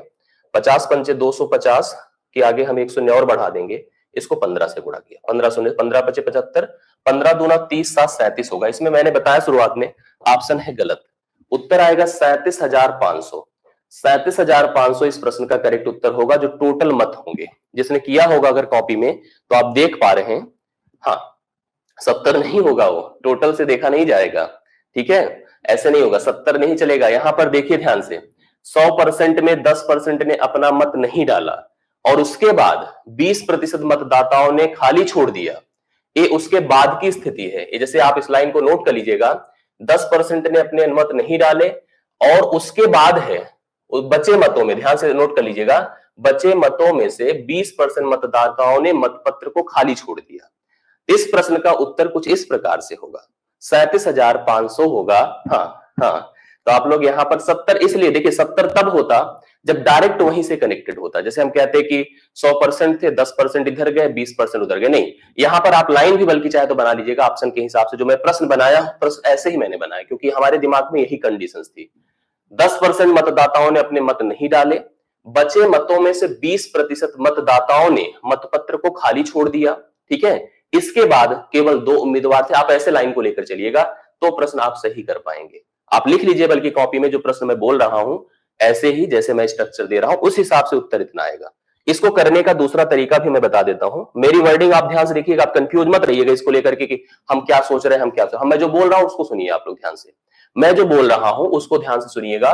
10% मतदाताओं ने अपना मत नहीं दिया, बचे, यहां नोट कर लीजिएगा, बचे मतों में से 20% मतदाताओं ने जो मत डाले आने के बाद, उनकी बात अब की जाएगी ना, जो नहीं डाले तो बात खत्म हो गए, उनमें से अपने मत को खाली छोड़ दिया। केवल 2 ही उम्मीदवार थे। विजेता को 53 मिला तो लूजर को 47 मिलेगा। वह 1620 से जीता है, अगला 1620 से हारा होगा। इस कड़ी में हमको ये बताना था कि मतदाताओं की कुल संख्या कितनी है। चलिए इसका एक तरीका मैं और बताता हूं। देखिए 10% भैया देने नहीं आए, 20% खराब कर दिया करके, ठीक है। पहले इनको सेट करिए। 10% मतलब क्या होता है, 1/10, मतलब अगर कुल वोटर 10 थे तो 9 ही लोग वोट दिए। 20% 1/5 होता है, मतलब अगर 5 बचे थे तो उसमें से 4 ही सही थे, 5 में सारी सही थे।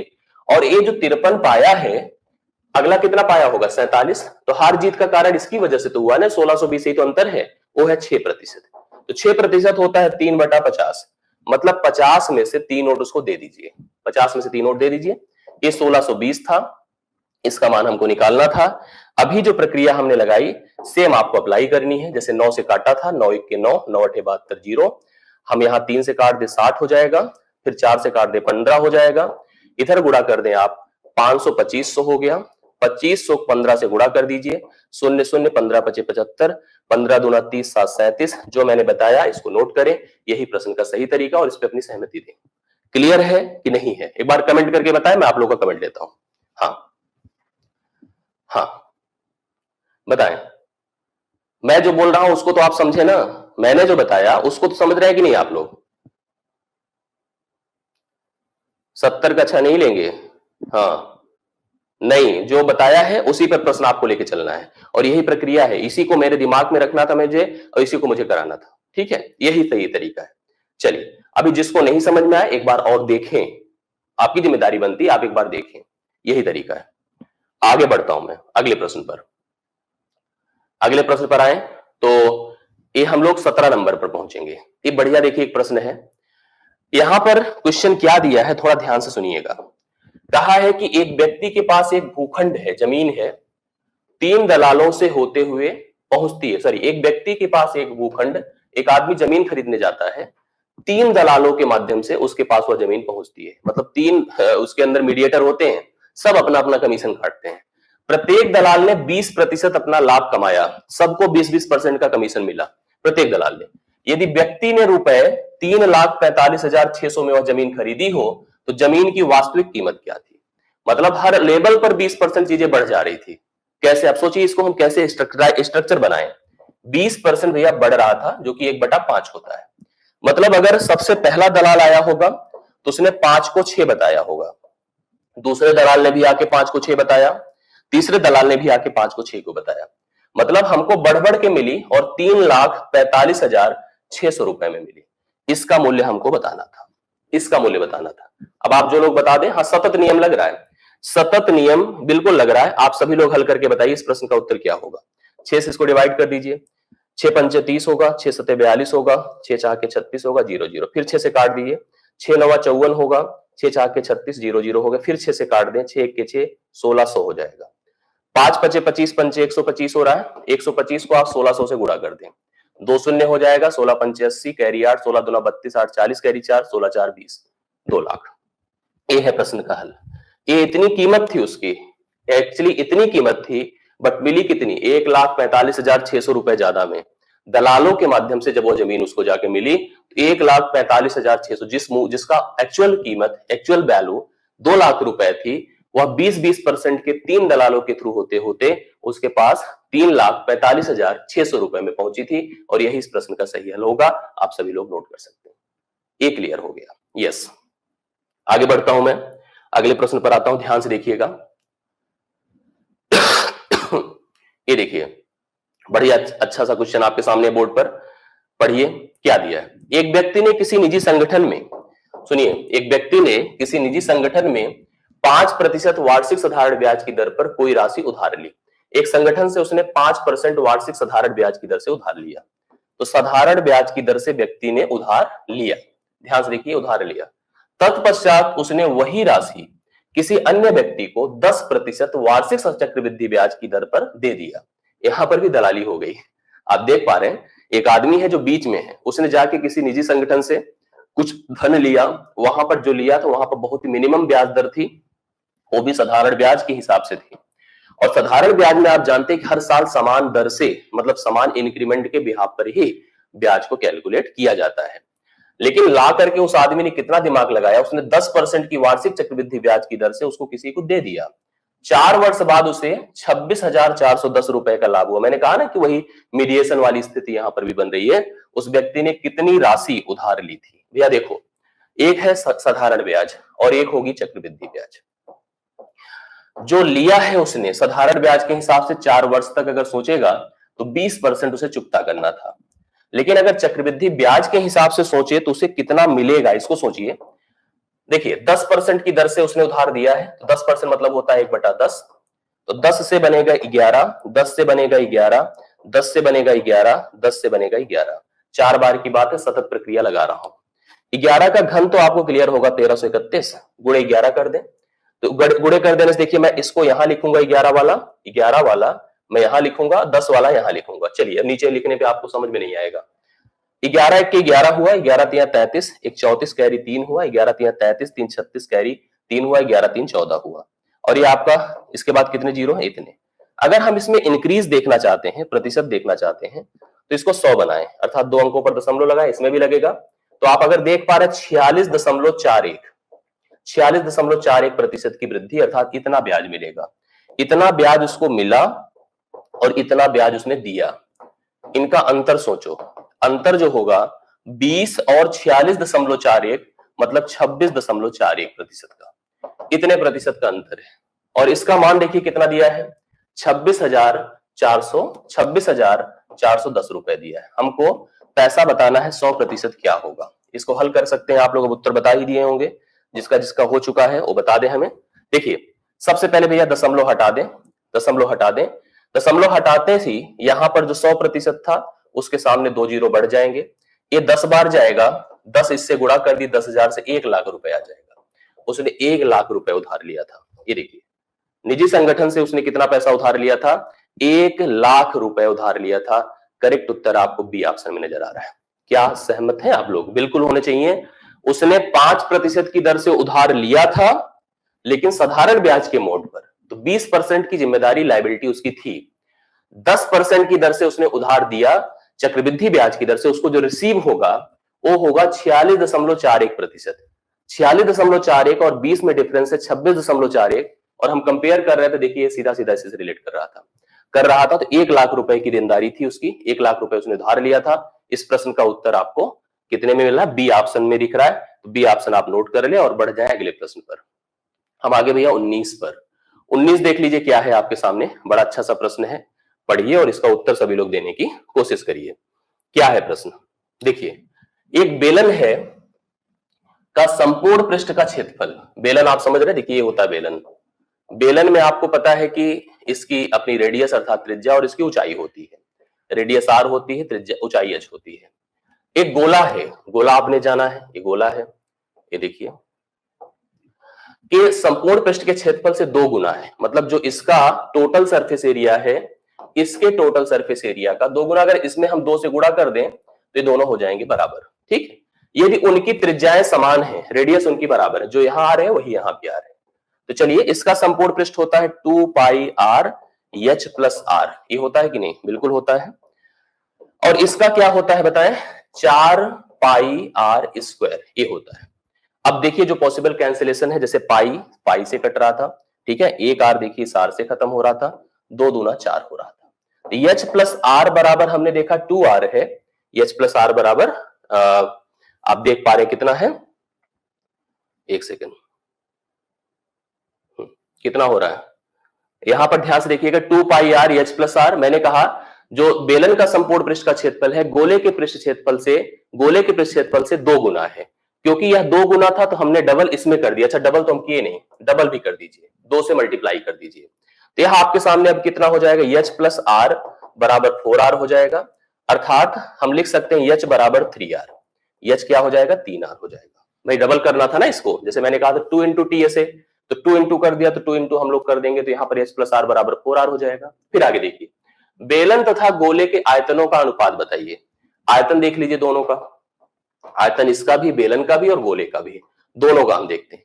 तो बेलन का आयतन होता है पाई आर स्क्वायर एच होता है, और इसका होता है 4/3 पाई आर क्यूब होता है।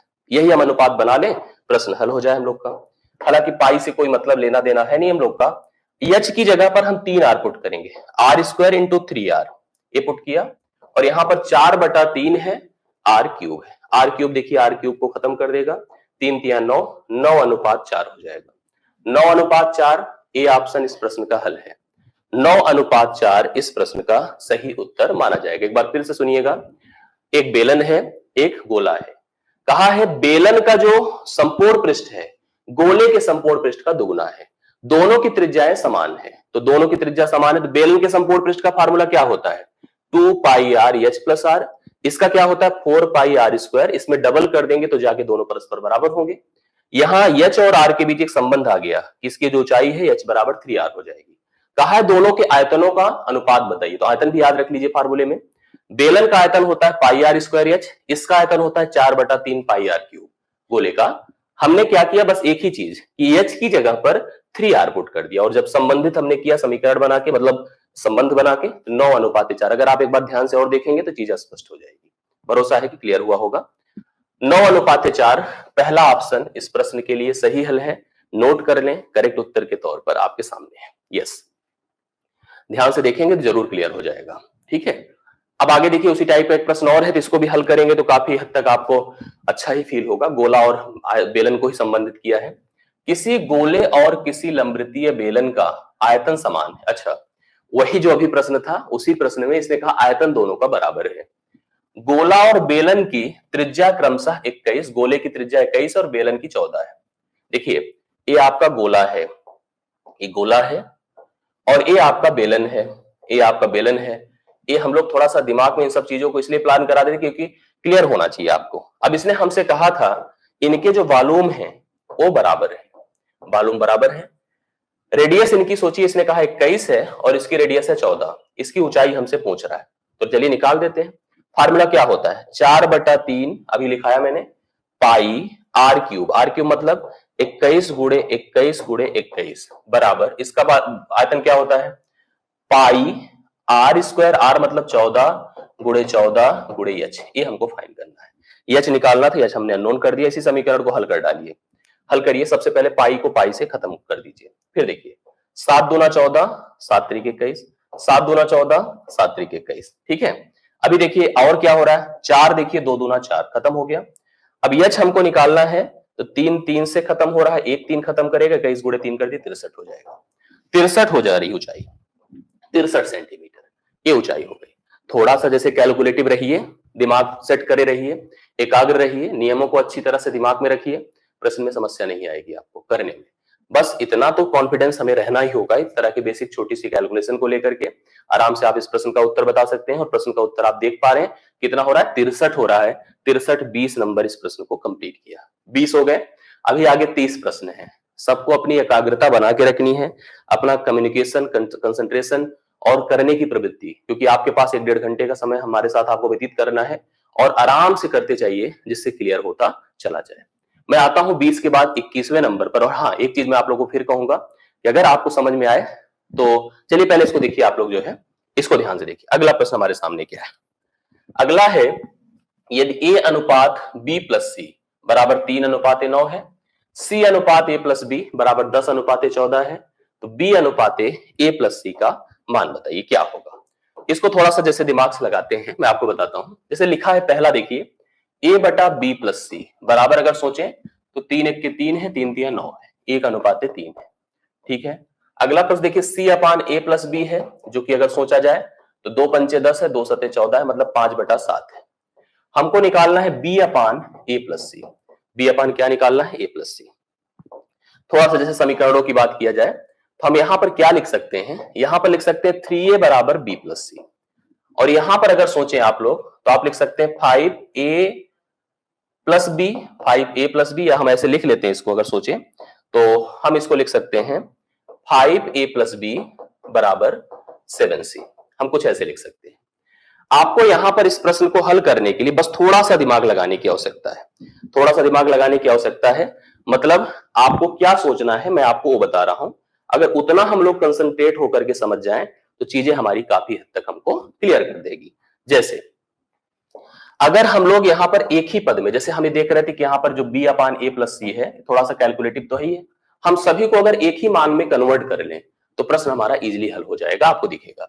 जैसे अगर हम यहां से c का मान निकाल लें तो 3a प्लस बी हो, 3a माइनस बी हो जाएगा, और इसके c की जगह रख दें, लिखें 5a प्लस 5b बराबर 7 into 3a minus b. 3a minus b हम क्या लिख सकते हैं बताइए? 5a प्लस 5b बराबर 7 3 21a माइनस 7b लिख सकते हैं हम लोग। यहां पर हम a को अगर एक जगह कर दें 16a बराबर 7 5 12b हो जाएगा, तो ये हो गया 4 3 12 4 चौके 16, अर्थात अगर आप सोचो तो a बटा b बराबर कितना हो जाएगा? 3/4 हो जाएगा। a का मान 3 होगा, b का मान 4 होगा। ऐसे सोचा जाए तो a का मान 3 हो गया, b का मान 4 हो गया, उत्तर तो चलो ठीक है। अब जैसे यहां पर आपने क्या किया कि हमने c को a और b के रूप में कन्वर्ट कर दिया, उसी तरह से यहां पर c को फिर हम चाहेंगे कि यहां पर हम कन्वर्ट कर सकें। कन्वर्ट कैसे करेंगे? हम सोच रहे सबको b के ही रूप में लिख दें, सबको b के ही रूप में लिख दें तो चीजें हमको जल्दी से क्लियर होती नजर आएंगी। जैसे आप देख पा रहे हैं, हम इस a को भी, जैसे आप यहां से क्या लिख सकते हैं? यहां से लिख सकते हैं 4a बराबर 3b, अर्थात a बराबर कितना हो जाएगा? 3/4b। तो चलिए हम इसकी जगह भी वही कर देते हैं, यहां पर a की जगह पर 3 गुणे 3/4b माइनस b बराबर c हो गया। तो 9/4b माइनस b बराबर c है, तो 5b/4 बराबर c है। तो चलिए सब b के रूप में हो गए। अब इस समीकरण में जाइए, b को रहने दीजिए, a की जगह लिख दीजिए आप लोग। यहां पर a की जगह पर क्या लिख सकते हैं? 3/4b, और c की जगह लिख सकते हैं 5b/4। 4 4 दोनों में है तो आप लिख सकते हैं b/8b, और ये 4 ऊपर चला गया 4b, b से कटा 4/8 हो गया, 1/2 है। 1/2 इस प्रश्न का उत्तर आ रहा है। आप ध्यान से सुनिएगा एक बार। जैसे मैंने क्या किया है, इसको जैसे ओरल भी मैं बता सकता हूं, आप दिमाग में रखिए। ऐसे प्रश्नों में जैसे a b से संबंधित था, b c जो है a b से संबंधित था, b a प्लस c से संबंधित था। एक बार समीकरण में जैसे हमको इसको फाइन करना था, इसको फाइन करने के लिए हमारे दिमाग में था कि हम सबको एक रूप में ला दें, a b c को सबको एक रूप में ला दें। कैसे लाएं? ध्यान से देखिए, प्रश्न अच्छा है इसलिए इसको रखा गया है, आप इसको समझ पाए इसलिए इसको हमने यहां बताने की कोशिश करी है पूरा डेरिवेट करके। जैसे आप चाहें इधर से चल करके हमने a को b के रूप में बना दिया, हमने यहां जाके c को भी b के रूप में बना दिया, a को भी b के, जैसे हम इसको देख रहे थे b रहने दीजिए, a को भी b के रूप में बना दीजिए, c को भी b के रूप में बना दीजिए। बना दिया तो समीकरण ऑटोमेटिकली हल हो जाएगा। 1/2 इस प्रश्न का सही उत्तर आपके सामने आएगा। ये बेहतर है। यहां से देख सकते थे 1/3 था, 5/7 था, वो पहले से दिमाग में चल रहा था कि यहां पर 1/2 आना है, इस प्रश्न का उत्तर 1/2 हो जाता। ठीक है, कर लीजिएगा इसको, आराम से आप लोग बता सकते हैं 1/2 इस प्रश्न के लिए सही हल है, राइट उत्तर है। एक बार और रिपीट करके देख लीजिएगा, जल्दी हो जाएगा। आगे बढ़ता हूं मैं, अगला प्रश्न देखिए आपके सामने है, 22वां नंबर है। 22वां देखिएगा, पढ़ते हैं हम लोग यहां पर। बड़ा अच्छा सा क्वेश्चन ये भी, अगर आप सोचोगे एक किसी मिश्रित धातु में तांबे और जस्ते का, जिसका हो जाए बताएं, अनुपात 5:3 है। मेरे सामने है तांबा और जस्ता। ध्यान से देखिए, क्योंकि इस समय बहुत एक्सपेरिमेंट का समय नहीं है आप लोग के पास। आपको यहां पर केवल और केवल उत्तर को करने की और समझने की जरूरत है। जो प्रश्न बताया जाए उसको सटीक तौर पे देखते जाइए। तांबे और जस्ते का अनुपात 5:2 का है। इस मिश्रित धातु के 17 किलोग्राम 500 ग्राम, तो 17 किलोग्राम 500 ग्राम को 17,500 ग्राम लिख सकते हैं आप लोग। भाई 1 किलोग्राम बराबर 1000 ग्राम होता है, तो 17,500 मतलब 17 किलोग्राम 500 ग्राम को हम 17,500 ग्राम कह सकते हैं, बिल्कुल कह सकते हैं।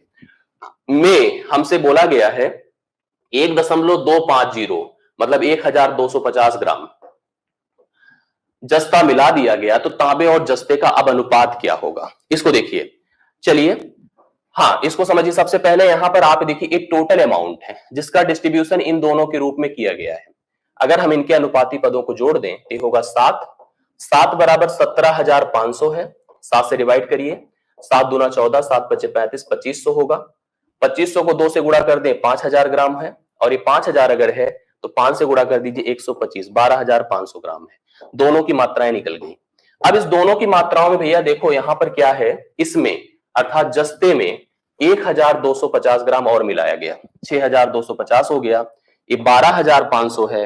अगर हम इनको कंपेयर कर लें तो 2:1 का अनुपात है। अभी जो बन रहा है वो 2:1 का अनुपात है। पहला ऑप्शन है इस प्रश्न का सही उत्तर है। हाँ, ऊपर से निकल जाए। हाँ हाँ, तो मैथी वाले तो हैं आप लोग ना, आप लोग मैथी वाले हैं, मैथी वाले की तरह बिहेव करिए।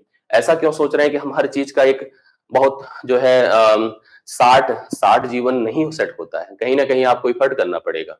और जरूरी नहीं कि आप वहां पर आज की डेट में आप पूरे प्रोसेस को सीखें, आप एटलीस्ट प्रश्न को तैयार कर लें और कल के लिए उपयोगी हो आपके लिए। अगर इसको आप कर पा रहे हैं तो अच्छा है, नहीं कर पा रहे तो आप तैयार करते जाइए प्रश्नों को। अब यहाँ पर आप इधर उधर में फंसे रहेंगे, सोचने में, वो सोचने में, कंसंट्रेशन आपका ब्रेक होगा, फालतू में डिस्टर्ब होंगे, क्या अर्थ है इसका निकल करके।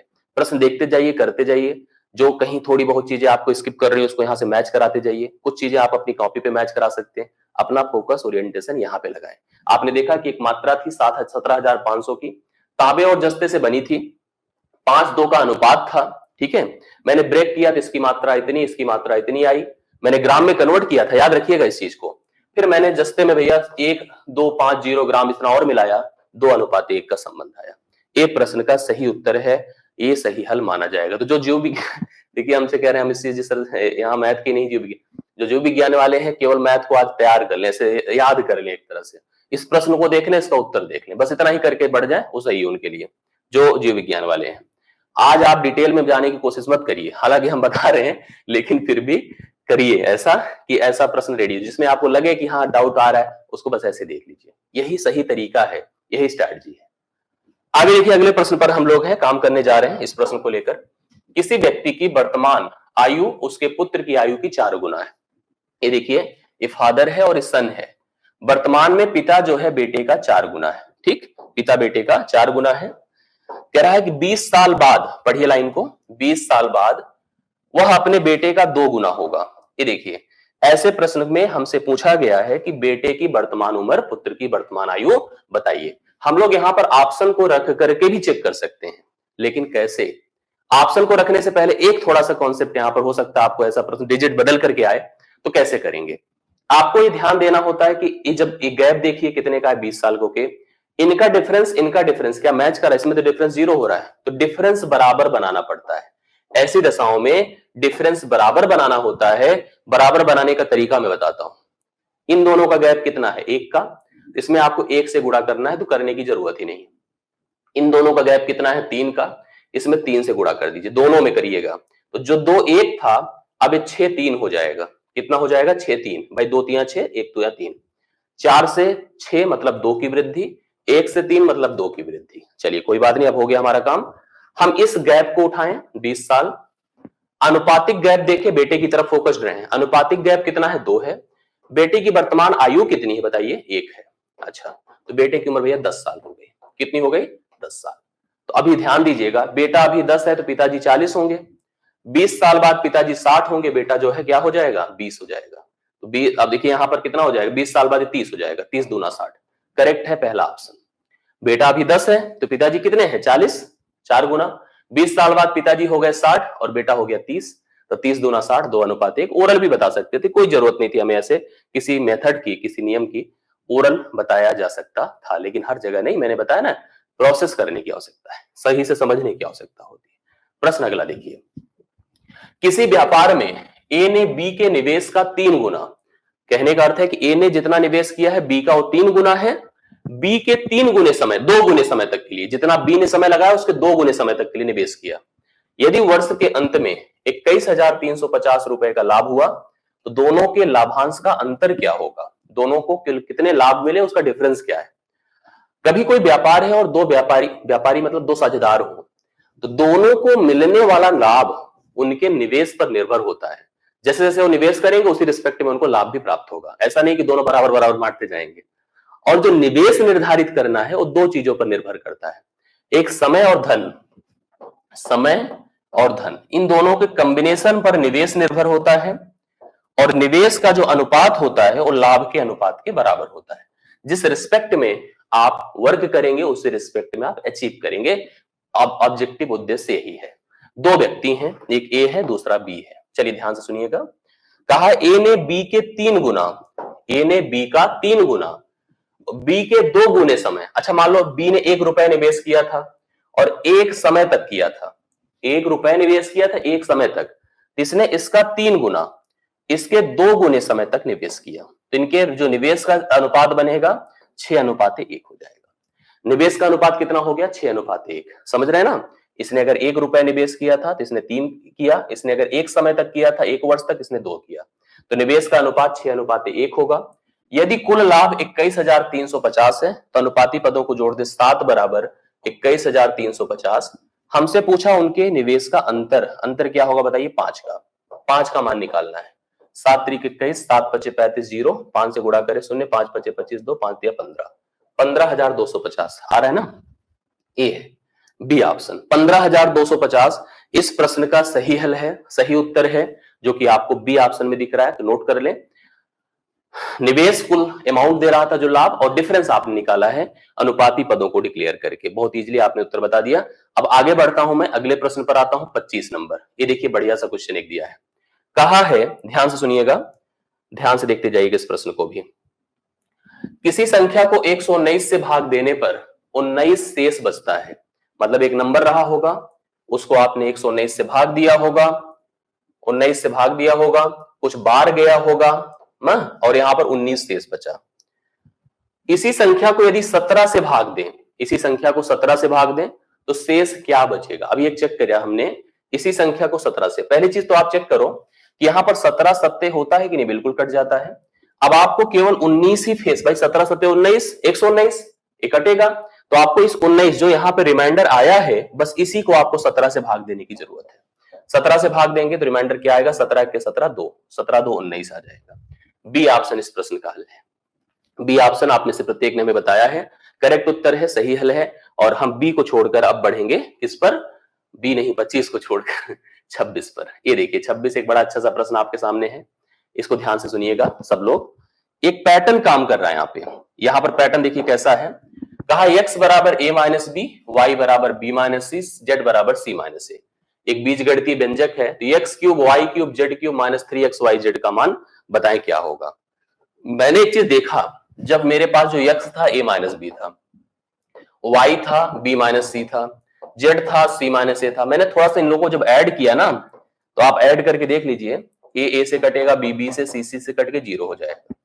नियम आप जानते हैं, यदि x plus y plus z बराबर 0 है तो x cube plus y cube plus z cube minus 3xyz भी 0 हो जाएगा।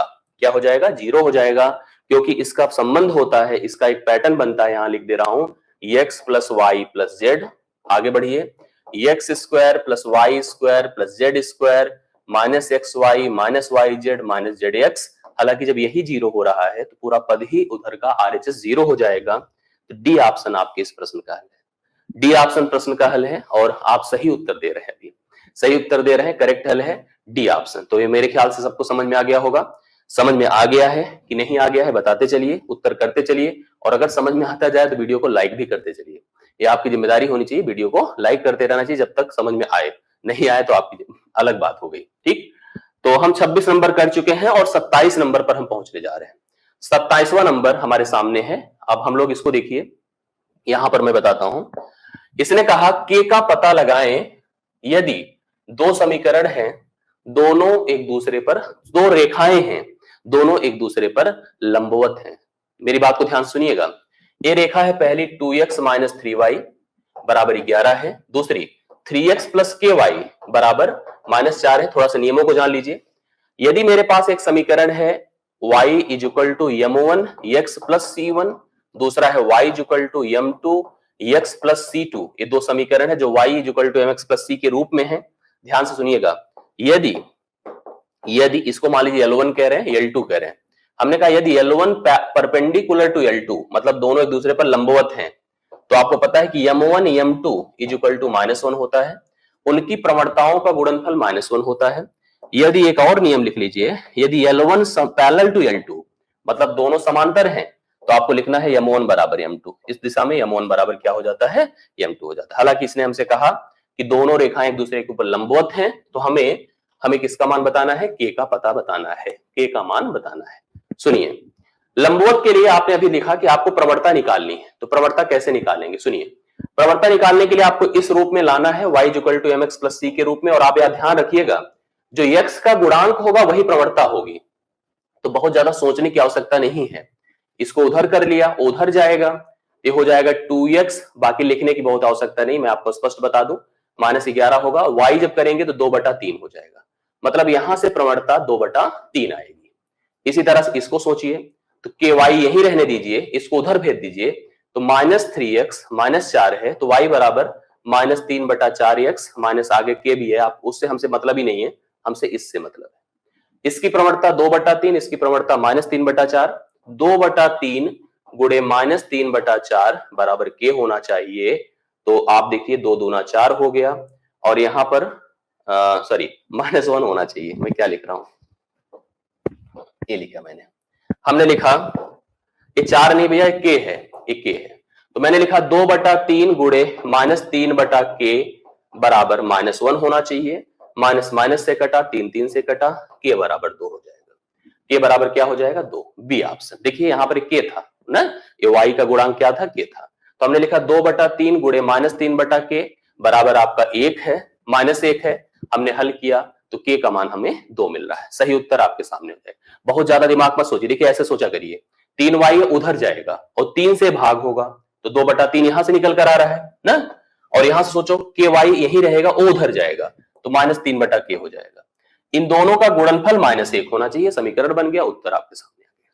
तो बहुत ज्यादा वर्किंग नहीं, प्रोसेस दिमाग में रख लीजिएगा, प्रोसेस रखाने के लिए, बताने के लिए मैंने आपको इसको समझाया। अगला प्रश्न आपके सामने है, ध्यान से देखिएगा, इसको करिए।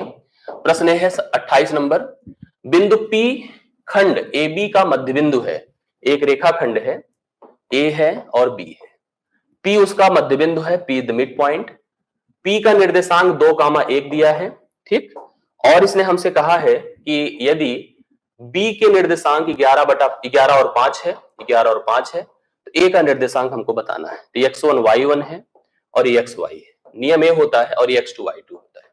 नियम A होता है कि x बराबर, ध्यान से देखिएगा, x1 plus x2 divide by 2, यही नियम होता है, क्योंकि आपको मध्य बिंदु का नियम पता है। तो हम लोग यहां पर जैसे देख रहे हैं, x1 हमको नहीं पता है, x2 हमको पता है, 11/2 करेंगे बराबर 2 करेंगे, तो 2 दूना 4, तो x1 बराबर भैया -7 हो जाएगा। x1 बराबर क्या हो जाएगा, -7, तो C में दिख रहा है, हालांकि अगला भी हल कर ले। y बराबर आपको पता है y1 प्लस y2/2 होगा, तो y की जगह पर 1 रख दें, और y1 हमको नहीं पता है, y2 5 है, बटा 2 कर दीजिए, 2 में से 5 निकलेगा, -3 आएगा। तो सी ऑप्शन इस प्रश्न का हल है। मध्य बिंदु के हिसाब से अगर एक बिंदु आपको दिया था, दूसरा बिंदु आप इस पॉइंट का उपयोग करते हुए आराम से बता सकते हैं। सही हल आपके सामने है, ऑप्शन से भी मैच करा सकते थे, हालांकि ऐसी कोई आवश्यकता नहीं है, सीधा सीधा उत्तर बताने का प्रश्न है। ठीक, 28 हम कंप्लीट कर चुके हैं, हम पहुंच चुके हैं 29 पर। ध्यान से देखिएगा, ये प्रश्न बड़ा अच्छा सा है। ये मेरे सामने एक प्रश्न है, एक चतुर्भुज है जो कि बिंदुओं 4,2, 8,2, 8,12, 4,12 को जोड़कर बनाया गया है। हमें उस चतुर्भुज का क्षेत्रफल अर्थात एरिया बताना है। इसके लिए मेरे दिमाग में बस एक ही चीज क्लिक कर रही थी, अच्छी, कि अगर हम इसको थोड़ा कोऑर्डिनेट पर ऐसे सोचें, तो पहले 4,2, मान लो यहां 2 है, यहां 4 है, ये 4,2 हो गया, 4,2 हो गया। दूसरा कह रहा 8,2, मान लीजिए यहां पर 8 होता, तो ये देखिए 8,2 हो जाता, बी ऑप्शन आपका, बी पॉइंट 8,2 हो गया। 8,12, तो यही कहीं अगर सपोज करिए 12 होता, ये 8,12 हो जाता, ये आपका सी हो गया। 4,12, तो 4,12 देखिए 4,12 हो गया, ये आपका डी हो जाता। अगर हम इनको मिला दें, एक चतुर्भुज बन रहा है कि नहीं? बिल्कुल बन रहा है। इसका उत्तर बता दें अब आप लोग। लेंथ देख लीजिए, लेंथ कितनी है यहां से यहां तक, मतलब 8 से 4 निकला 4। ब्रेथ कितनी है? 12 में से 2 निकला 10। 10 गुणे 4 कर दीजिए क्योंकि आयत बनेगा। 10 चौके 40। सही उत्तर कितना है? 40। करेक्ट उत्तर आप बता सकते हैं 40 राइट हल है। कैसे बताया? मैंने कहा कि इसको मिलाकर एक चतुर्भुज बनाया गया है। अगर हम इन बिंदुओं को मिलाकर बनाते हैं तो एक आयत साफ साफ बन रहा है।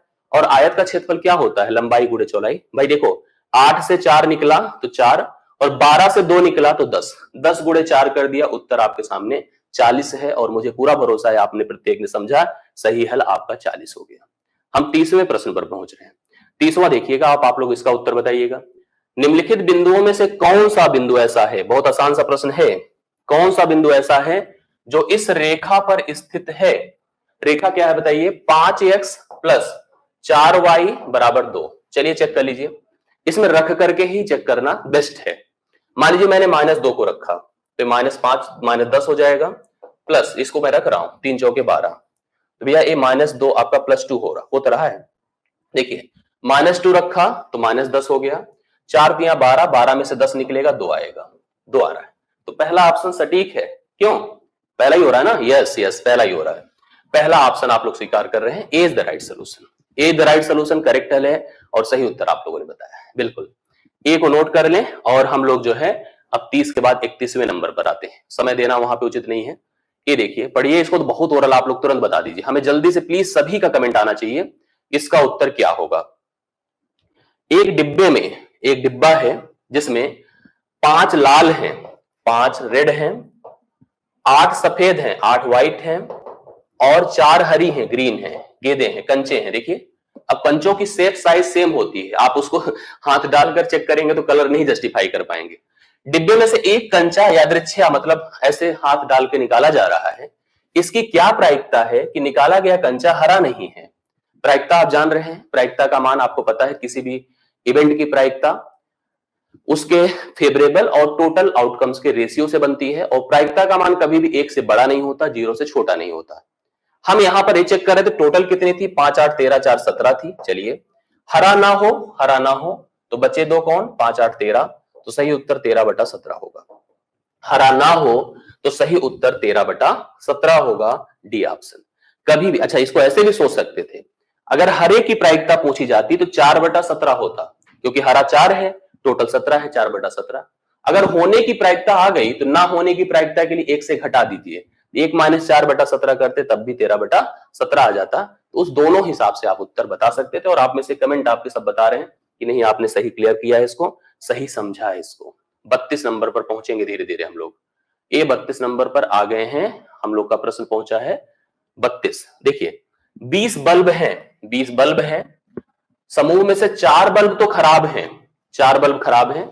इस समूह में से एक बल्ब यादृच्छिक निकाला जा रहा है। इसकी प्रायिकता क्या है कि वह खराब है, कि ना जले, उसको आप जब लगाएं तो घर में जले ही ना, रोशनी ना आए। तो हमारे पास जो खराब हैं वो 4 हैं और टोटल कितने हैं? 20 है। आपसे यही तो बोला है ना कि 20 थे 4 खराब हैं, 20 थे 4 खराब हैं, तो हमको निकालना है और उसकी प्रायिकता सोचनी है जो खराब है। तो बताइए कौन खराब है? 4 ही तो खराब है 20 में से। 1/5 मेरे हिसाब से हो रहा है, आपके हिसाब से जो हो रहा है आप भी कमेंट कर दें हमें।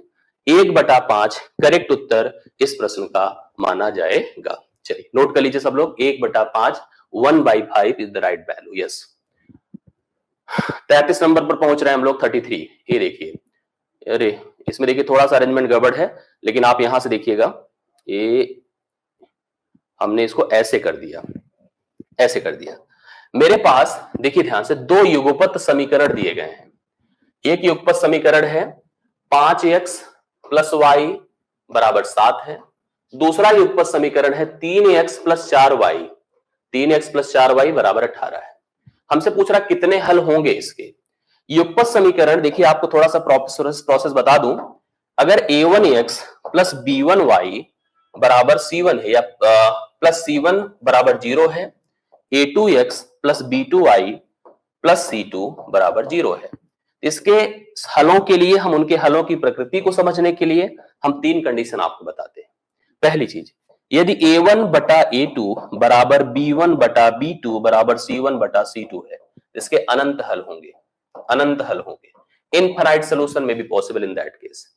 फिर अगला सोचिए, A1 बटा A2 बराबर नॉट B1 बटा C2। अगर मान लो B1 बटा B2, अगर A1 बटा A2 B1 बटा B2 के बराबर नहीं है तो कह देंगे ओनली वन सोल्यूशन, केवल एक हल, यूनिक हल, केवल एक हल अर्थात यूनिक हल संभव होगा, केवल एक हल संभव होगा। लास्ट देख लीजिए, हमने लिखा यदि A1 बटा A2 बराबर B1 बटा B2 बराबर नॉट C1 बटा C2, हम कह देंगे नो सोल्यूशन, कोई हल संभव नहीं होगा। तो आपको यहां पर ध्यान रखना है कि समीकरण जो भी दिया रहे, आप समझ रहे हैं, इसको अपने जनरल इक्वेशन से कंपेयर कर लीजिए। कंपेयर करने के बाद हम रेशियो बनाए, रेशियो देखिए क्या बनेगा, 5/3, 5/3 और 1/4 क्या बराबर है, नहीं है, नहीं है, only one solution, only one solution, केवल एक हल संभव होगा, केवल एक, पहला ऑप्शन, पहला ऑप्शन केवल एक हल इस प्रश्न का सही उत्तर होगा।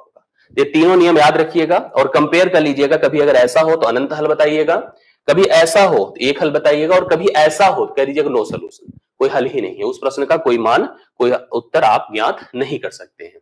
अच्छा, जो दूसरा प्रश्न था उसको ध्यान से देखिए कि मिला जुला है, ऑप्शन इसका नीचे चला गया है, मैं ऑप्शन मिला दूंगा, आप लोग पहले इसको प्रश्न पढ़ लीजिए यहीं से। ये देखिए ऑप्शन नीचे दो गए हैं, लेकिन हमको लग रहा है कि यहां से आप क्लियर कर लेंगे।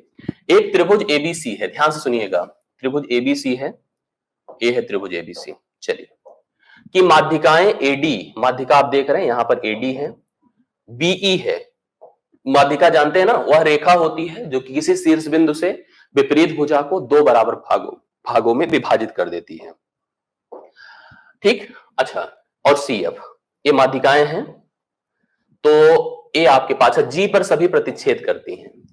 तो त्रिभुज एबीसी का क्षेत्रफल 156 है, जो एरिया ऑफ ट्रायंगल एबीसी है वो क्या है, 156 है, 156 है। तो त्रिभुज एफजीई मतलब ए, देखिए ए पार्ट है, इसका क्षेत्रफल हमको बताना है। अब देखिए ऐसे सोचा जाए, त्रिभुज हमारा 4 पार्ट में डिवाइड हो जाता है, 4 पार्ट में डिवाइड, और मैं आपकी जानकारी के लिए बता दूं, कभी किसी त्रिभुज के जब भी है तो उसके मध्य बिंदु, ए बेसिकली अगर देखा जाए तो मध्य बिंदु है, ये सब के सब क्या है, मध्य बिंदु है, ए जो एफ ई डी एफ है सब मध्य बिंदु है। मध्य बिंदुओं को मिलाने से जो त्रिभुज हमारा जो बनता है वो हमेशा दिए गए त्रिभुज के क्षेत्रफल का 1/4 होता है। तो अगर क्षेत्रफल 1/156 है तो इसका जो क्षेत्रफल होगा 1/4 गुणे 156 हो जाएगा, 4 × 12, 4 × 9 36। देखिए बी ऑप्शन आपको यहीं पर रखा भी है, चलो हमें सीडी में जाने की आवश्यकता नहीं है, ऐसे किसी भी प्रश्न का उत्तर आपको तुरंत बताने में कोई समस्या नहीं होनी चाहिए, आप बता सकते हैं तुरंत 1/4 होगा। जैसे मान लीजिए कभी कभी आपको दे दिया कि त्रिभुज का क्षेत्रफल अगर नहीं दिया होता, उस समय हमें बना के करना होता है, तो पहले निकालते हैं फिर हम लोग बताते हैं, तो हालांकि इसके थ्योरम के बिहाफ पर हम इसके 1/4 को हम त्रिभुज का क्षेत्रफल बनाएंगे, और त्रिभुज का क्षेत्रफल आपके सामने है। ये 2 ऑप्शन और दिए थे, उसको आप काट दीजिएगा, कोई मतलब नहीं था उसका। हम बढ़ चुके हैं 35 नंबर पर, 35वां मेरे सामने एक प्रश्न है, इसके लिए थोड़ा सा आपको दिमाग से कई बातें सोचनी है। देखिए, एक समकोण त्रिभुज के परिवृत्त और अंतःवृत्त की त्रिज्याएं 15 और 6 हैं, 15 और 6 समकोण त्रिभुज है, समबाहु त्रिभुज नहीं है कि ऐसे परिवृत्त अंतःवृत्त सोच लेंगे। त्रिभुज की भुजाएं क्या होंगी, थोड़ा सोचिए भैया। देखो समकोण त्रिभुज ये है, मैं इसमें कुछ रूल्स आपको बता रहा हूं, उसको आप अपने दिमाग में रख लीजिएगा कॉन्सेप्ट के बिहाफ पर। अच्छा, पहली चीज तो अंतःवृत्त सोचिए क्या होता है, जिसकी त्रिज्या 6 थी, अंतःवृत्त क्या है। अंतःवृत्त एक ऐसा वृत्त होता है जो त्रिभुज के दो कोणों के समद्विभाजन के जो इंटरसेक्शन है उससे बनता है, मतलब एक वृत्त ऐसा बनाया जाए तो यह अंतःवृत्त होगा। इसकी अगर हम लोग यहां पर सेंटर बना लें तो ए इसकी त्रिज्या होगी, ए इसकी त्रिज्या होगी, स्मॉल आर होगी, इसको कह रहे हैं अंतःवृत्त। इसको मैं ज्ञात करने का एक तरीका आप लोगों को बता देता हूं। अंतःवृत्त को मान लीजिए आपने इसको बी कहा, इसको एच कहा, इसको एच कहा है, और इसको आपने परपेंडिकुलर पी कहा है, और इसको हाइपोटेन्यूज आपने एच कहा है। ये ध्यान से सोचिएगा, ये कर्ण है, ये आधार है, और ये क्या है आपका लंब है। मेरी बात को प्लीज ध्यान से देखिएगा। तो भैया अंतःवृत्त के लिए आर बराबर हो जाएगा, मैं जो लिख रहा हूं उसको सुनिएगा, हो जाएगा P + B - C / 2। इसको नोट कर लीजिएगा, ये फार्मूला आपको लिखना है, और आप इस फार्मूले के लिए तैयार रहिएगा। जो मैंने अभी आपको बताया, हमने क्या बताया, आप नोट कर लीजिएगा फार्मूला। एक बात और समझने की कोशिश करिएगा, और अगर मैं जैसे इसकी अच्छा परिवृत्त की बात करूंगा तो परिवृत्त कहां बनेगा, ए ऐसे बनेगा, परिवृत्त ऐसे बनेगा, तो यहां पर ए सेंटर होगा, और आपको मैं बता दूं परिवृत्त का जो आधा, इसका जो रेडियस ये जो होगा यहां पर ये वैल्यू, ये इसकी क्या हो जाएगी, आधी जो होगी वो उसकी त्रिज्या हो जाएगी। तो मतलब जो कैपिटल आर होगा पता है h/2 हो जाएगा, मतलब इसके कर्ण की डबल आधी हो जाएगी, जो इसकी त्रिज्या होगी कर्ण की आधी हो जाएगी। तो अगर हमारे पास परिवृत्त की त्रिज्या 15 दी थी तो इसकी जो हाइपोटेन्यूज अर्थात कर्ण जो हो जाएगा वो आपको मिल जाएगा, कर्ण हो जाएगा 30। कर्ण कितना हो जाएगा 30। याद रखिएगा परिवृत्त के लिए ए जो है ना उसका व्यास कहलाएगा, जो इसका कर्ण होगा इसका व्यास कहलाएगा, और व्यास का आधा उसकी त्रिज्या हो जाएगी कैपिटल आर। अब ध्यान से देखिएगा अगर इसकी त्रिज्या 15 दी थी तो इस कर्ण का मान 30 हो गया। अब 30 हम लोग ऑप्शन से मैच कराएंगे, 30 यहां पर किसके साथ मैच कर रहा है, तो कई लोगों के साथ मैच कर रहा है, तो अब उसके हिसाब से हम उत्तर देंगे। ध्यान से देखिएगा। अब दूसरी बात, स्मॉल आर के हिसाब से अगर हम लोग सोचें तो जैसे आप देख पा रहे आर बराबर क्या था, आर बराबर वहां 6 था, तो 6 दूना 12 हो गया, बराबर P प्लस बी माइनस सी है। तो P प्लस बी बराबर अगर हम लोग सोचें तो यहां पर 30 उधर जाके इसको बना देगा 42, मतलब जुड़ करके दोनों 42 होने चाहिए, इसका जोड़ करके 42। सोचिए किसमें जुड़कर 42 हो रहा है, 30 को छोड़ दीजिए तो ये जुड़कर 42 नहीं हो रहा, ये जुड़कर 42 नहीं हो रहा। हाँ आपके पास 8 4 12 2 1 3 1 4 ये 42 हो रहा है, तो डी ऑप्शन हम लोग इसको सेलेक्ट करेंगे। डी ऑप्शन ये परफेक्ट तरीका है इसको करने का जो मैंने आपको बताया। ध्यान से सुनिएगा, कभी भी कोई समकोण त्रिभुज है तो उसका जो अंतःवृत्त होगा, इन भुजाओं के बीच उसका संबंध मैंने बता दिया बी और पी और एच हाइपोटेन्यूज कर्ण। तो याद रखिएगा इस रूल को आप अप्लाई कर सकते हैं अंतःवृत्त की त्रिज्या के लिए। परिवृत्त की त्रिज्या के लिए मैं आपको बता दूं परिवृत्त का जो कर्ण होता है ना वही व्यास होगा और यह उसका केंद्र होगा, ये ऐसे बढ़कर जाएगी। याद रखिएगा जो इसकी हाफ होगी, क्योंकि ये केंद्र है तो मध्य बिंदु है, इसका जो हाफ होगा वो कैपिटल आर होगा। उसके हिसाब से मैंने हाइपोटेन्यूज अर्थात कर्ण निकाला। कर्ण निकालने के बाद मैंने जब इसको संबंधित किया मुझे पता चला इन दोनों का जोड़ 42 होना चाहिए, तो 42 के लिए हमारा डी ऑप्शन हमको सपोर्ट कर रहा है। ये आप लोग इस प्रश्न का सही उत्तर बता देंगे और डी ऑप्शन मुझे लग रहा है कि आप में से प्रत्येक को समझ में आया होगा। किसी को डाउट हो तो बता दें। यस यस, सी क्या है, सी कौन सा सी कोई है ही नहीं यहाँ पे। तो क्लियर है ना सबको। यस सी हाइपोटेन्यूज कर दीजिए, या जो भी कर दिया, एच लिखा है मैंने फिलहाल वहां पे, एच। अच्छा सॉरी एच है, हाँ एच है, एच हाइपोटेन्यूज है, अभी समझ में आ गया होगा। इतना क्लियर है। यस यस, चलिए आगे बढ़ता हूं मैं अगले प्रश्न पर। 35 के बाद हम पहुंचते हैं 36वें नंबर पर।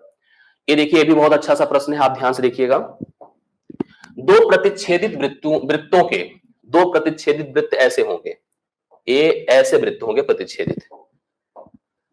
ये प्रतिच्छेदित वृत्त हैं कि उभयनिष्ठ जीवा मतलब ये जो कॉमन कॉर्ड है ये है, इसकी लंबाई भैया दिया है 12। क्या दिया है 12। ये जो दोनों वृत्तों के व्यास 30 है, इसका 30 है तो रेडियस कितनी होगी, त्रिज्या 15, R1 15, और इसकी त्रिज्या कितनी होगी, R2 13। ये इसका केंद्र है, इसका केंद्र है, दोनों के बीच की दूरी पूछा है। चलिए बता देते हैं हम लोग दूरी बहुत आराम से। आप समझ लीजिए कि दो वृत्त है मेरे पास, दोनों का प्रतिच्छेद हुआ है, दोनों की उभयनिष्ठ जीवा की लंबाई 12 है, दोनों के केंद्र हमने डिक्लेयर कर लिए, दोनों की रेडियस डिक्लेयर कर ली। रेडियस डिक्लेयर करने के बाद कह रहा है केंद्रों से दूरी बताइए, केंद्रों के बीच की दूरी बताइए, जो कर सके बताएं उत्तर में। और ओरल है, बहुत ज्यादा समय नहीं लगेगा अगर आप ध्यान से देखेंगे तो। आपको पता है केंद्र को सतह पर मिलाने वाली रेखा त्रिज्या होती है, तो 15 हो गया। केंद्र को सतह पर मिलाने वाली रेखा त्रिज्या होती है, 13 हो गया। फिर मैं बता दूं कि अगर यह इस पर आकर लंब बनाता है तो यह 12 पूरी है तो यह 6 हो जाएगी। क्या हो जाएगी, 6 हो जाएगी। अब 6 के आधार पर, क्योंकि अब दो समकोण त्रिभुज बन रहे हैं, एक आप इसकी वैल्यू निकाल लें और इसकी वैल्यू निकाल लें, दोनों को जोड़ दें उत्तर आ जाएगा। पाइथागोरस नियम के हिसाब से 15 का वर्ग 225 होता है, में से 6 का वर्ग हम लोग यहां पर 36 माइनस कर दें। 15 का वर्ग 225 होता है, सॉरी ये 12 नहीं है 24 है 24, तभी तो मैं सोच रहा हूं 12 माइनस कर दें, ये क्योंकि पूरी 24 है तो 12 माइनस कर दें, तो 12 बराबर में 144 माइनस होगा। 15 से 4 आपका यहाँ पर 5 से 4 1 हो गया, और यहाँ पर आपका 9, 12 से 4 8 हो गया 81, अर्थात यह लेंथ 9 हो जाएगी। इसी प्रकार इधर का सोचे तो 169 में से अगर 144 माइनस कर दे तो 25 आएगा, यह लेंथ 5 हो जाएगी। 9 और 5 जोड़ दें तो क्या हो जाएगा, 14। डी ऑप्शन, हाँ 14 सेंटीमीटर। यस यस मैं समझ गया, 24 था कॉमन कार्ड। वो मैंने देखिए ऐसा होता है और कॉन्फिडेंस में आता है जब चीजें आप दिमाग में कैलकुलेट कर लेते हैं, ऐसा कभी कभी हो जाता है ना, आपके दिमाग में चल रहा था कि 12, अच्छा 12 उपयोग में लाना तो मैंने 12 ही लिख दिया वहां पे। ऐसे होता है, गलती ऐसे नहीं करनी चाहिए। फिलहाल कोई गलती नहीं बहुत बड़ी, 24 से पूरी लेंथ थी और इसका आधा होगा, हमेशा हाफ होगा इसका, और यह 12 होगा। दो समकोण त्रिभुज बन रहे थे, 12 और 15 का उपयोग करके आपको 9 मिलेगा, 13 और 12 का उपयोग करके 5 मिलेगा। दोनों को जोड़ा तो 14 सेंटीमीटर दोनों केंद्रों के बीच की दूरी बन जाएगी। क्लियर हो गया आप लोग को? यस। आगे बढ़ जाइए, अगला प्रश्न है 36 के बाद 37वें नंबर पर हमारे। तो ये हो गया 37वां नंबर। प्रश्न क्या है, ध्यान से देखिएगा आप लोग। एक 2 अंकों वाली संख्या है। अच्छा चलिए, तो कोई भी 2 अंक की अगर संख्या होती है, 2 अंक की संख्या होती है, तो उसको हम रिप्रेजेंट कैसे करते हैं, लिखते कैसे? 10 गुणे, कोई भी 2 अंक की संख्या आपको पता है 10 से शुरू होकर 99 तक होती है। कोई भी 2 अंक की संख्या है तो उसके बारे में जितनी जानकारी लिखे, 10 गुणे दहाई का अंक, 10 गुणे दहाई का अंक प्लस इकाई का अंक, यही होता है। जैसे आप सोचिए कि अगर मान लीजिए मेरे सामने एक संख्या 63, इसको हम लिख सकते हैं 10 गुणे 6 दहाई का अंक प्लस इकाई का अंक। ऐसे लिख सकते हैं कि नहीं? बिल्कुल लिख सकते हैं।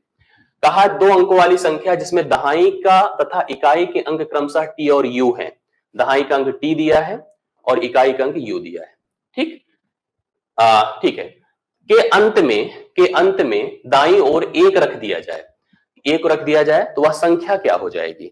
वह संख्या क्या हो जाएगी आप बताइए। यहां पर सबसे पहली चीज सोचिए, आपको जैसे मान लीजिए यहां पर पहली चीज अगर हम लिख दें यहां पर संख्या, जैसे कोई जनरल संख्या सोचिए, मान लीजिए आपने यही संख्या थी आपकी, अगर मैंने कहा इसके दाईं ओर केवल, अच्छा संख्या 63 थी, इसके बस एक और 1 रख दिया जाए। 1 रख देने से संख्या 631 हो जाएगी कि नहीं? मतलब ये आप 100 गुणे 6 हो जाएगी, 10 गुणे 3 हो जाएगी, प्लस 1 गुणे 1 हो जाएगी, 1 गुणे 1 हो जाएगी, मतलब 1 हो जाएगी। तो हम इसको भी ऐसे लिख देंगे, अब ये 100t हो जाएगी, 10u हो जाएगी, प्लस 1 हो जाएगी, क्योंकि 1 रख दिया आपने उस संख्या के बगल में ना, तो यहां पर ये 100t हो जाएगी, 10u हो जाएगी, प्लस 1 हो जाएगी, क्योंकि आपने जो संख्या थी उसके बगल में जोड़ा नहीं है। याद रखिएगा, अगर जोड़ेंगे तो बात दूसरी हो गई, प्लस 1 लिखते, लिखा है उसने रख दिया बगल में, रख देने से वह 3 अंक की संख्या हो गई। 2 अंक की संख्या थी जिसका दहाई का अंक टी था, इकाई का अंक यू था, उसके बगल में 1 रख दिया तो वह संख्या 3 अंकों की हो गई, और उसका प्रेजेंटेशन जब करेंगे तो 100 गुणे सैकड़ा प्लस 10 गुणे दहाई प्लस 1 गुणे इकाई होगा। इस प्रश्न का उत्तर आपके सामने है, और क्या है, बिल्कुल लिखा क्या है उसको पढ़िए। लिखा है 1 रख दिया जाता है, यही तो कंफ्यूजन इसका। 1 रख देने से, अभी जैसे मैंने कहा एक संख्या देखिए 663 थी, 2 अंक की संख्या थी, मेरी बात को सुनिएगा, इसके बगल अंत में 1 रख दिया, तो रख देने से अब क्या हो गई, 631 हो गई कि नहीं हो गई? अब इसको कैसे प्रेजेंट करेंगे? 100 गुणे 6, 10 गुणे 3, 1 गुणे 1, ऐसे लिखेंगे ना, ये तरीका है। यस यस बिल्कुल। तो सही उत्तर बी ऑप्शन है, करेक्ट उत्तर है। आप लोग 37 नोट कर चुके हैं और मुझे लग रहा है समझ में भी सबको आया है। ये पढ़िए, किसी बहुभुज की भुजाओं की संख्या का अनुपात 1:2 है। तो भुजाएं ऐसे सोचिए, एक यन है और दूसरी 2n है, एक यन है दूसरी क्या है, 2n है। उनके आंतरिक कोणों का अनुपात 2:3 है। आंतरिक कोण का नियम होता है, आंतरिक कोणों का जो योग होता है, आंतरिक कोणों का प्रत्येक का नियम होता है n-2 into 180 divided by n। मतलब संख्या आंतरिक कोणों का मान निकालने के लिए आपको लिखना पड़ेगा n-2 into 180 divided by n। यहां भी वही करना होगा, n-2, 180 रखने से कोई फायदा नहीं है, डिवाइड बाई आप n रख दीजिए। अच्छा n की जगह पे यहां पर क्या है, 1n है, आप n रखिए, डिवाइडेड बाई आप इसकी बात अगर इसके हिसाब से चलेंगे तो इसका मान आएगा 2n-2 इंटू 180 से रखने की आवश्यकता नहीं, 2n, तो 2n ऊपर चला गया, नीचे हो जाएगा 2n-2 बराबर 2:3 है। ये समीकरण बना। इस समीकरण के हिसाब से पहले ध्यान से सुनिएगा, अगर भुजाओं की संख्या n थी तो यहां पर आंतरिक कोणों का मान n-2 into 180 divided by n होगा। अब यहां पर हमको 180 रखने की आवश्यकता नहीं, क्योंकि 180 दोनों से कैंसिल हो जाएगा, n से कटा, इसको भी काट देगा, n-2 ऊपर है, n-1 नीचे है, बराबर 2/3 है, 3n-6 है, 2n-2 है, n बराबर 4 हुआ। एक अगर 4 है तो दूसरा 8 होगा, 4 और 8 इस प्रश्न का उत्तर है। सही उत्तर 4 और 8 होगा, करेक्ट उत्तर आप लोग नोट कर सकते हैं। क्लियर है कि नहीं? आपको जैसे कहा गया तो उसके हिसाब से हम लोग यहां पर रख करके चलेंगे, गलती मत करिए। यस यस डी ऑप्शन देखिए बहुत सारे लोग बता रहे हैं, डी ऑप्शन आप ऐसे बता रहे हैं ना, उनके आंतरिक कोणों, यहां पर जो आंतरिक कोण है उनकी संख्या की बात की जा रही है। यस 4 8 लीजिएगा। यस फिर से सुनिएगा, कोई बहुभुज है कि प्रत्येक आंतरिक कोणों का मान क्या होता है, n-2 इंटू 180 डिवाइडेड बाई भुजाओं की संख्या। मैंने वही किया है और आप समीकरण के हिसाब से बना के देख लीजिएगा, सही उत्तर आपको मिल जाएगी। जो लोग हमको लग रहा है 5-10 बता रहे हो, कोणों के हिसाब से बता रहे हैं, फिलहाल ऐसे मत करिएगा। 5-4-8 इस प्रश्न का सही उत्तर है। आगे बढ़िए, इसको बताइए, बहुत आराम से करे जाने वाला प्रश्न है। tan 48, tan 23, tan 42, tan 67 complementary generate कर रहा है। tan 48 degree, tan 23 degree, tan 42 degree और tan 67 डिग्री, इसका मान हम लोग को बताना है।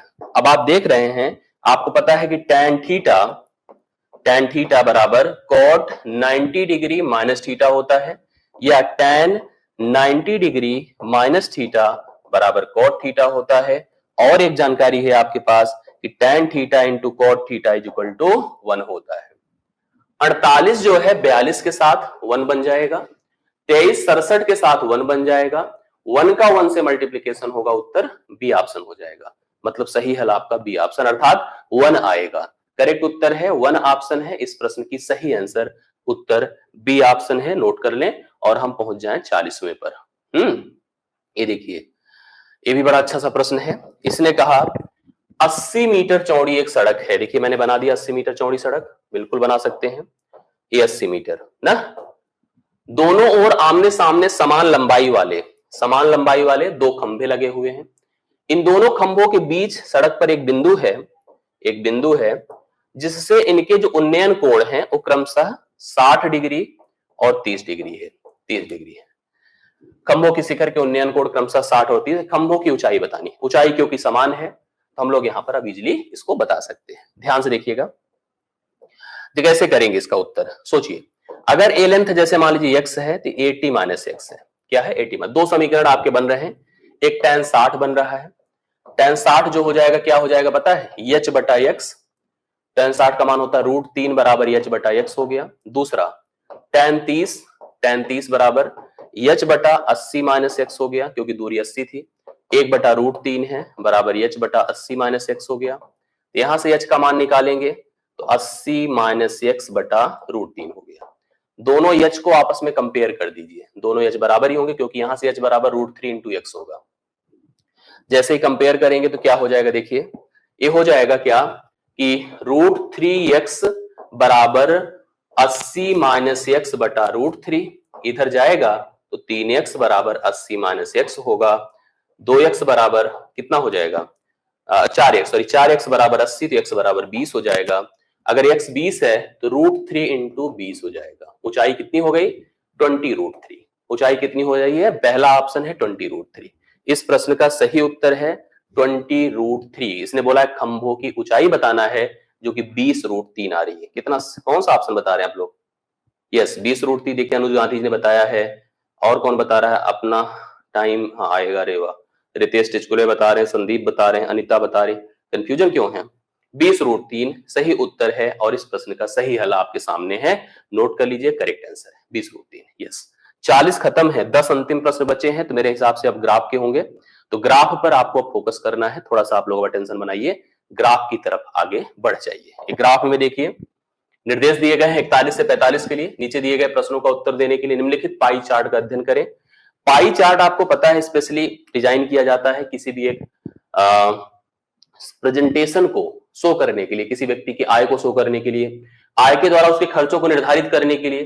पाई चार्ट मुख्यतः सर्कल को सेक्टर में बांटकर बनाया जाता है, वृत्तखंडों में बांटकर बनाया जाता है। यहां पर भी वही बताया कि एक परिवार का एक महीने में विभिन्न मदों पर खर्च डिग्रीवार विवरण दिया गया है। महीने में उसका कुल खर्च यहां पर दिया गया 45,800। उसी खर्चों का डिस्ट्रीब्यूशन इसमें अलग अलग हिसाब से किया गया है। आगे बढ़िए, प्रश्न को हल करिए एक एक देखते हुए। पहला प्रश्न ये है, ध्यान से देखेंगे। पहला प्रश्न आपके सामने है, बोर्ड पर परिवार ने यात्रा पर कितनी राशि खर्च की थी, यात्रा पर।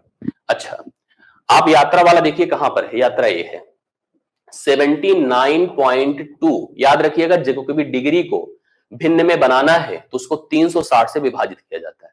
जैसे प्रतिशत को भिन्न में बनाने के लिए 100 से विभाजित करते हैं, वैसे डिग्री को भिन्न में बनाने के लिए 360 से विभाजित करते हैं।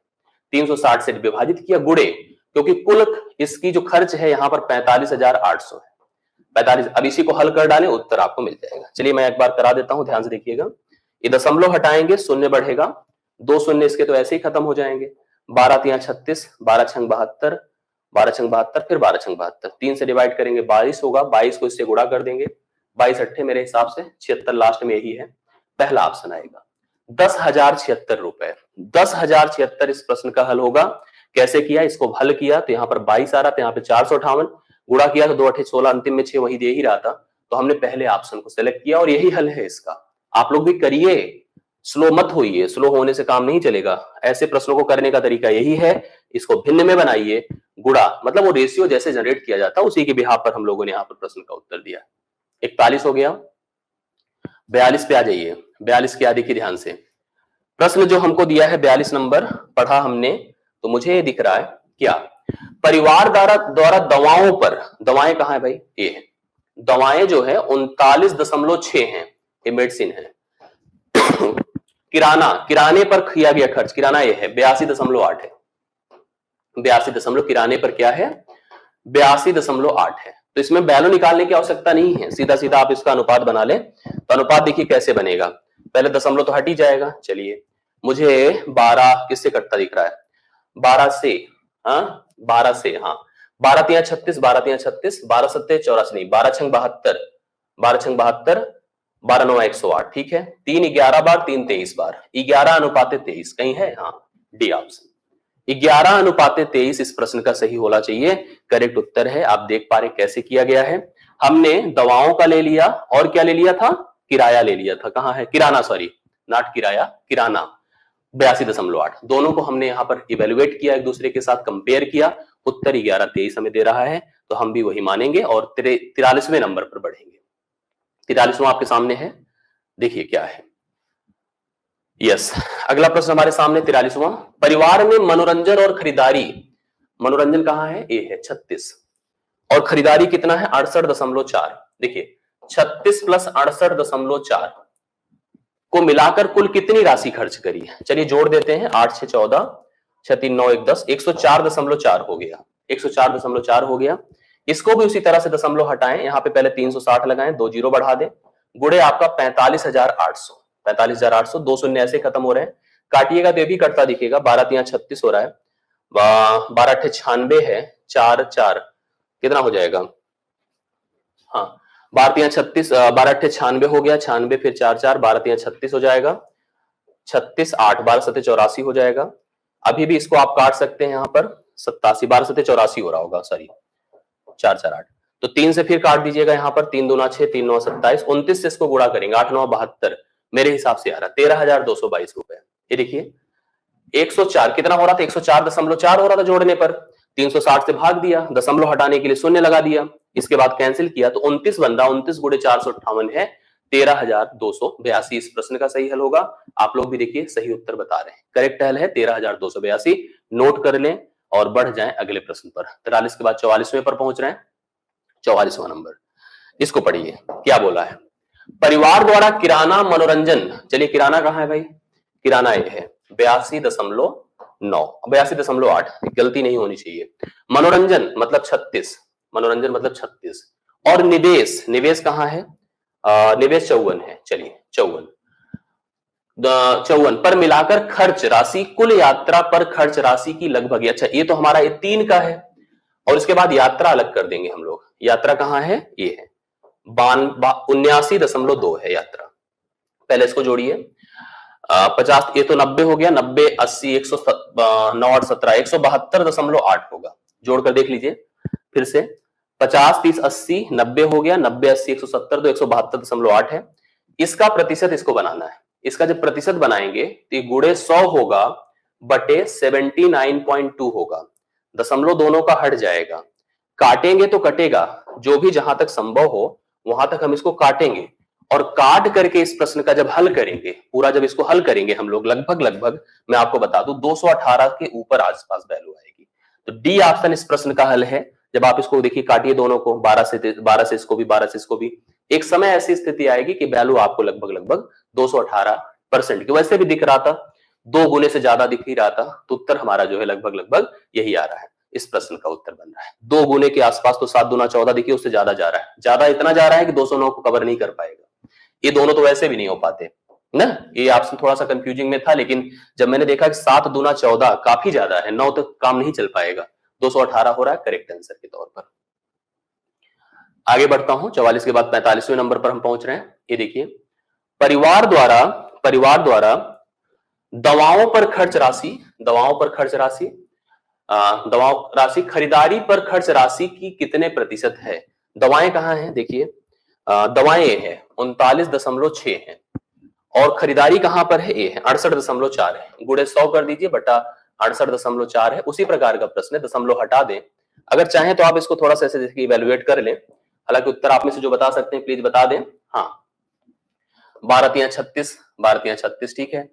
12×5=60, 12×5=60, 12×7=84 करेक्ट है। 3 से और काट सकते हैं, 3 19 बार 57 होता है, 3 11 बार होता है, 1100 बटा 19 है, 19 × 5 = 95 होगा, 95 और 15 150, 19 सत्ते, तो मेरे हिसाब से सत्ते जब जा ही रहा तो 57.89 क्यों नहीं बता देंगे। 19 सत्ते 136 जाएगा ही ना, तो आपको मिल रहा है कितना कितना 57.89 लगभग लगभग। ये आपके बोला भी है दशमलव के बाद 2 अंकों तक की वैल्यू बतानी है। 57 तक बार हमारा गया था, तो उसके बाद की वैल्यू के लिए हमें कहीं सोचना ही नहीं है, सीधा सीधा उत्तर हम लोग को बता देना है। ये हो गया भैया 45। मेरे ख्याल से फिगर बदल जाएगा, और फिगर बदल गया, बहुत अच्छा सा फिगर एक आपके सामने है, इसको देखिए। इसमें क्या बोला है, इस फिगर को ध्यान से देखिएगा। प्रश्न संख्या 46 से लेकर 50 तक नीचे दिए गए प्रश्नों के उत्तर देने के लिए निम्न ग्राफ का ध्यानपूर्वक अध्ययन करिए। चलिए अध्ययन करते हैं। लाभ वर्षों में दो कंपनियों के, जैसे यहां पर जो फिगर दिया है इसमें 2 लाइंस दी गई है, ईयर वाइज और लाभ प्रतिशत में उसकी वृद्धि को इंडिकेट किया गया है। हम उसको पढ़ेंगे। देखिए यहां पर एक याद रखिएगा, जो कंपनी ए है वो थोड़ा सा ग्रीन कलर का है, ब्लूइश कलर का है। कंपनी जो बी है वो थोड़ा सा मैरून या रेड कलर का है। हम उसी को पढ़ करके यहां पर इस कलर का ही सही उपयोग करते हुए प्रश्नों को पढ़ेंगे और उत्तर देते जाएंगे। 46 नंबर पहला प्रश्न है हम लोग के पास। इसने हमसे कहा कि कंपनी 2014 में कंपनी बी मतलब ए जो रेड कलर का है, का लाभ रुपए 783,000 था। वर्ष 2011 में इसका लाभ क्या था भैया। 2014 में देखिए वैल्यू सोचिए कितनी है, 2014 में यहां पे वैल्यू कितनी है 60 है, तो 60 बराबर अगर सोचा जाए तो 783,000 दिया था। ये 2014 का हो गया। 2011 पे पहुंचते हैं थोड़ा सा, और ये देख रहे हैं 40 पर है, 40 का मान बताना है। ठीक, ये 2 शून्य ऐसे खत्म, 2 दूना 4, 2 3 6 हो गया। 3 से डिवाइड करिए, 3 दूना 6, 3 6 18, 3 1 के 3, 000 हो गया। 2 से गुणा करें, 0 0 0, 2 1 के 2, 2 6 12, 2 दूना 4 1 5, 5,22,000। ये है पहला ऑप्शन, 5,22,000 ए सही प्रश्न का उत्तर है। हाँ हाँ, सही उत्तर है। और आपने देखा कि देखिए कैसे किया, 2014 में इसका लाभ देखा, इसकी तुलना 2011 के लाभ से कंपेयर किया और उत्तर बता दिया कि वैल्यू कितनी बनकर आ रही है, 5,22,000। लेकिन आप लोग की स्पीड हो गई स्लो, क्यों? क्योंकि फिगर आप देख रहे हैं और आप सोच रहे हैं सर बता दें हमें क्या मतलब है ना, यही है। हालांकि करना चाहिए। देखिए आप लोग, विगत वर्षों में कंपनी बी के लाभ की लगभग औसत प्रतिशत क्या है, किसकी बात किया है, कंपनी बी की। चलिए कंपनी बी को टच करते हैं। यहां पे देखिए कितना है, 35 है, इसको समझिएगा। यहाँ पे कितना है, 45 है, ठीक है। यहाँ पे 40 है, ओके। यहाँ पे 45 है, ओके। यहाँ पे 50 है, ठीक है। यहाँ पे 60 है। इस तरह से इसकी लाभ है, इनका औसत हमें निकालना है। देखिए 45 45 90, 45 45 90, 90 60, 150, 200, 240, 275, 275 डिवाइडेड बाई 6, 275 डिवाइडेड बाई 6, 6 चौके 24, 3 5, 6 पंजे 30, 30 और 5, 6 8 48, 45.8 के ऊपर हो रहा है, तो डी ऑप्शन आपको सपोर्ट करेगा। डी ऑप्शन कहेगा कि आप इधर सही हैं। 46% यहां पर इसका लाभ के औसत का प्रतिशत का औसत है, 46 करेक्ट आ रहा है। आपने देखा कि प्रत्येक के लाभ देखें, औसत निकाला, औसत हमारा इतना बनकर आ रहा है 45.8, हम इसको कितना बना देंगे, 46 बना देंगे। लगभग की बात किया जाएगा तो सही उत्तर आपका डी ऑप्शन करेक्ट हल इस प्रश्न के लिए माना जाएगा। अगला क्वेश्चन देखिएगा, इसको पढ़िए। 2010 में कंपनी ए का लाभ रुपए 1.5 लाख था। 2010 में चलिए और कंपनी ए की बात कीजिए। कंपनी ए मतलब कौन सा कलर, ग्रीन कलर। ये इसका लाभ है, जैसे यहां का मान दिया 40 बराबर कितना दिया, 1.5 लाख। हमसे 2012 में इसी का लाभ पूछा गया है, 2012 में चलेंगे तो 50 पर पहुंचा है। यही है ना, देख लेते हैं, गलती ना होनी चाहिए। हम कंपनी ए की बात कर रहे हैं तो हम ग्रीन कलर को फोकस कर रहे हैं। 2010 में इसका लाभ 40 था, 2012 में इतना था, यही सही उत्तर दे देगा। ये देखिए, ठीक, 4 से आप चाहे इसको 15 पचे 75 7.5 करके 4 से डिवाइड करिए, 4 1 के 4 और 3 5 होगा तो कितना हो जाएगा, 4 8 32, 4 8 32 होगा, 4 सत्ते 4 8 32, 4 सत्ते 28, 4 पंचे 20, यही होगा ना 1.875। इसको लाख में कन्वर्ट करेंगे तो यही उत्तर आ जाएगा लाख में, क्योंकि 1.875 ऐसे आ रहा है, इसको लाख में कन्वर्ट कर दीजिए तो 18,75,00 1,87,500 होगा। ये इसका लाभ माना जाएगा, ये इसका लाभ होगा जो कि सी ऑप्शन में दिया है, करेक्ट है। आगे बढ़ता हूं, 48 के बाद हम आते हैं 49 पर। अब पढ़िए इसको, तुरंत उत्तर बताइए। निम्नलिखित में कौन सा कथन सत्य है, कौन सा कथन सत्य है, पढ़िए। पहला कथन दिया है, वर्ष 2014 में कंपनी बी को कंपनी ए से कम लाभ हुआ। 2014 में कंपनी बी को कंपनी ए से कम लाभ हुआ। थोड़ा सा पढ़िए, 2014 में कंपनी बी को कंपनी ए से कम लाभ हुआ, तो गलत है। हाँ, ध्यान से देखिएगा, 2014 में हम लोग यहां पर कंपनी बी है को कंपनी ए से, कंपनी ए कौन सी हमारी, ग्रीन कलर है, इससे कम लाभ हुआ, तो गलत बात है क्योंकि कंपनी बी को यहां पर ज्यादा लाभ दिख रहा है। 2011 में कंपनी ए और कंपनी बी के लाभ बराबर है, यस बिल्कुल सही बात है, ये देखिए बराबर है, यस, एक सेकंड लाइन हमारी सही हो गई। पिछले वर्ष की तुलना में 2009 में कंपनी बी के प्रतिशत लाभ में, 2009 की बात की जा रही है, पिछले वर्ष की तुलना में हम नहीं बता पाएंगे क्योंकि उसके पहले दिया ही नहीं दिया था। 2010 में कंपनी ए का न्यूनतम लाभ क्या है, हम नहीं बता सकते, तो यहां पर इस प्रश्न का सही उत्तर बी ऑप्शन होना चाहिए। बी सही है, बिल्कुल सही बात है, क्योंकि बी में जो इंफॉर्मेशन है सटीक है और परफेक्ट है एकदम, बाकी सारी इंफॉर्मेशन आपकी गलत है। यस, तो बी ऑप्शन इस प्रश्न का सही उत्तर होगा। हम लोग थोड़ी सी प्रॉपर एनालाइजेशन करेंगे, आराम से उत्तर इस तरह के प्रश्न का हम दे पाएंगे। तो बी ऑप्शन लगाकर मेरे हिसाब से अब अंतिम प्रश्न पर आ रहे हैं आप लोग। अंतिम प्रश्न है और इसको पढ़िए, पढ़ करके प्लीज सभी लोग उत्तर दीजिए। पिछले वर्ष की तुलना में 2012 में कंपनी ए के प्रतिशत लाभ में प्रतिशत वृद्धि क्या हुई।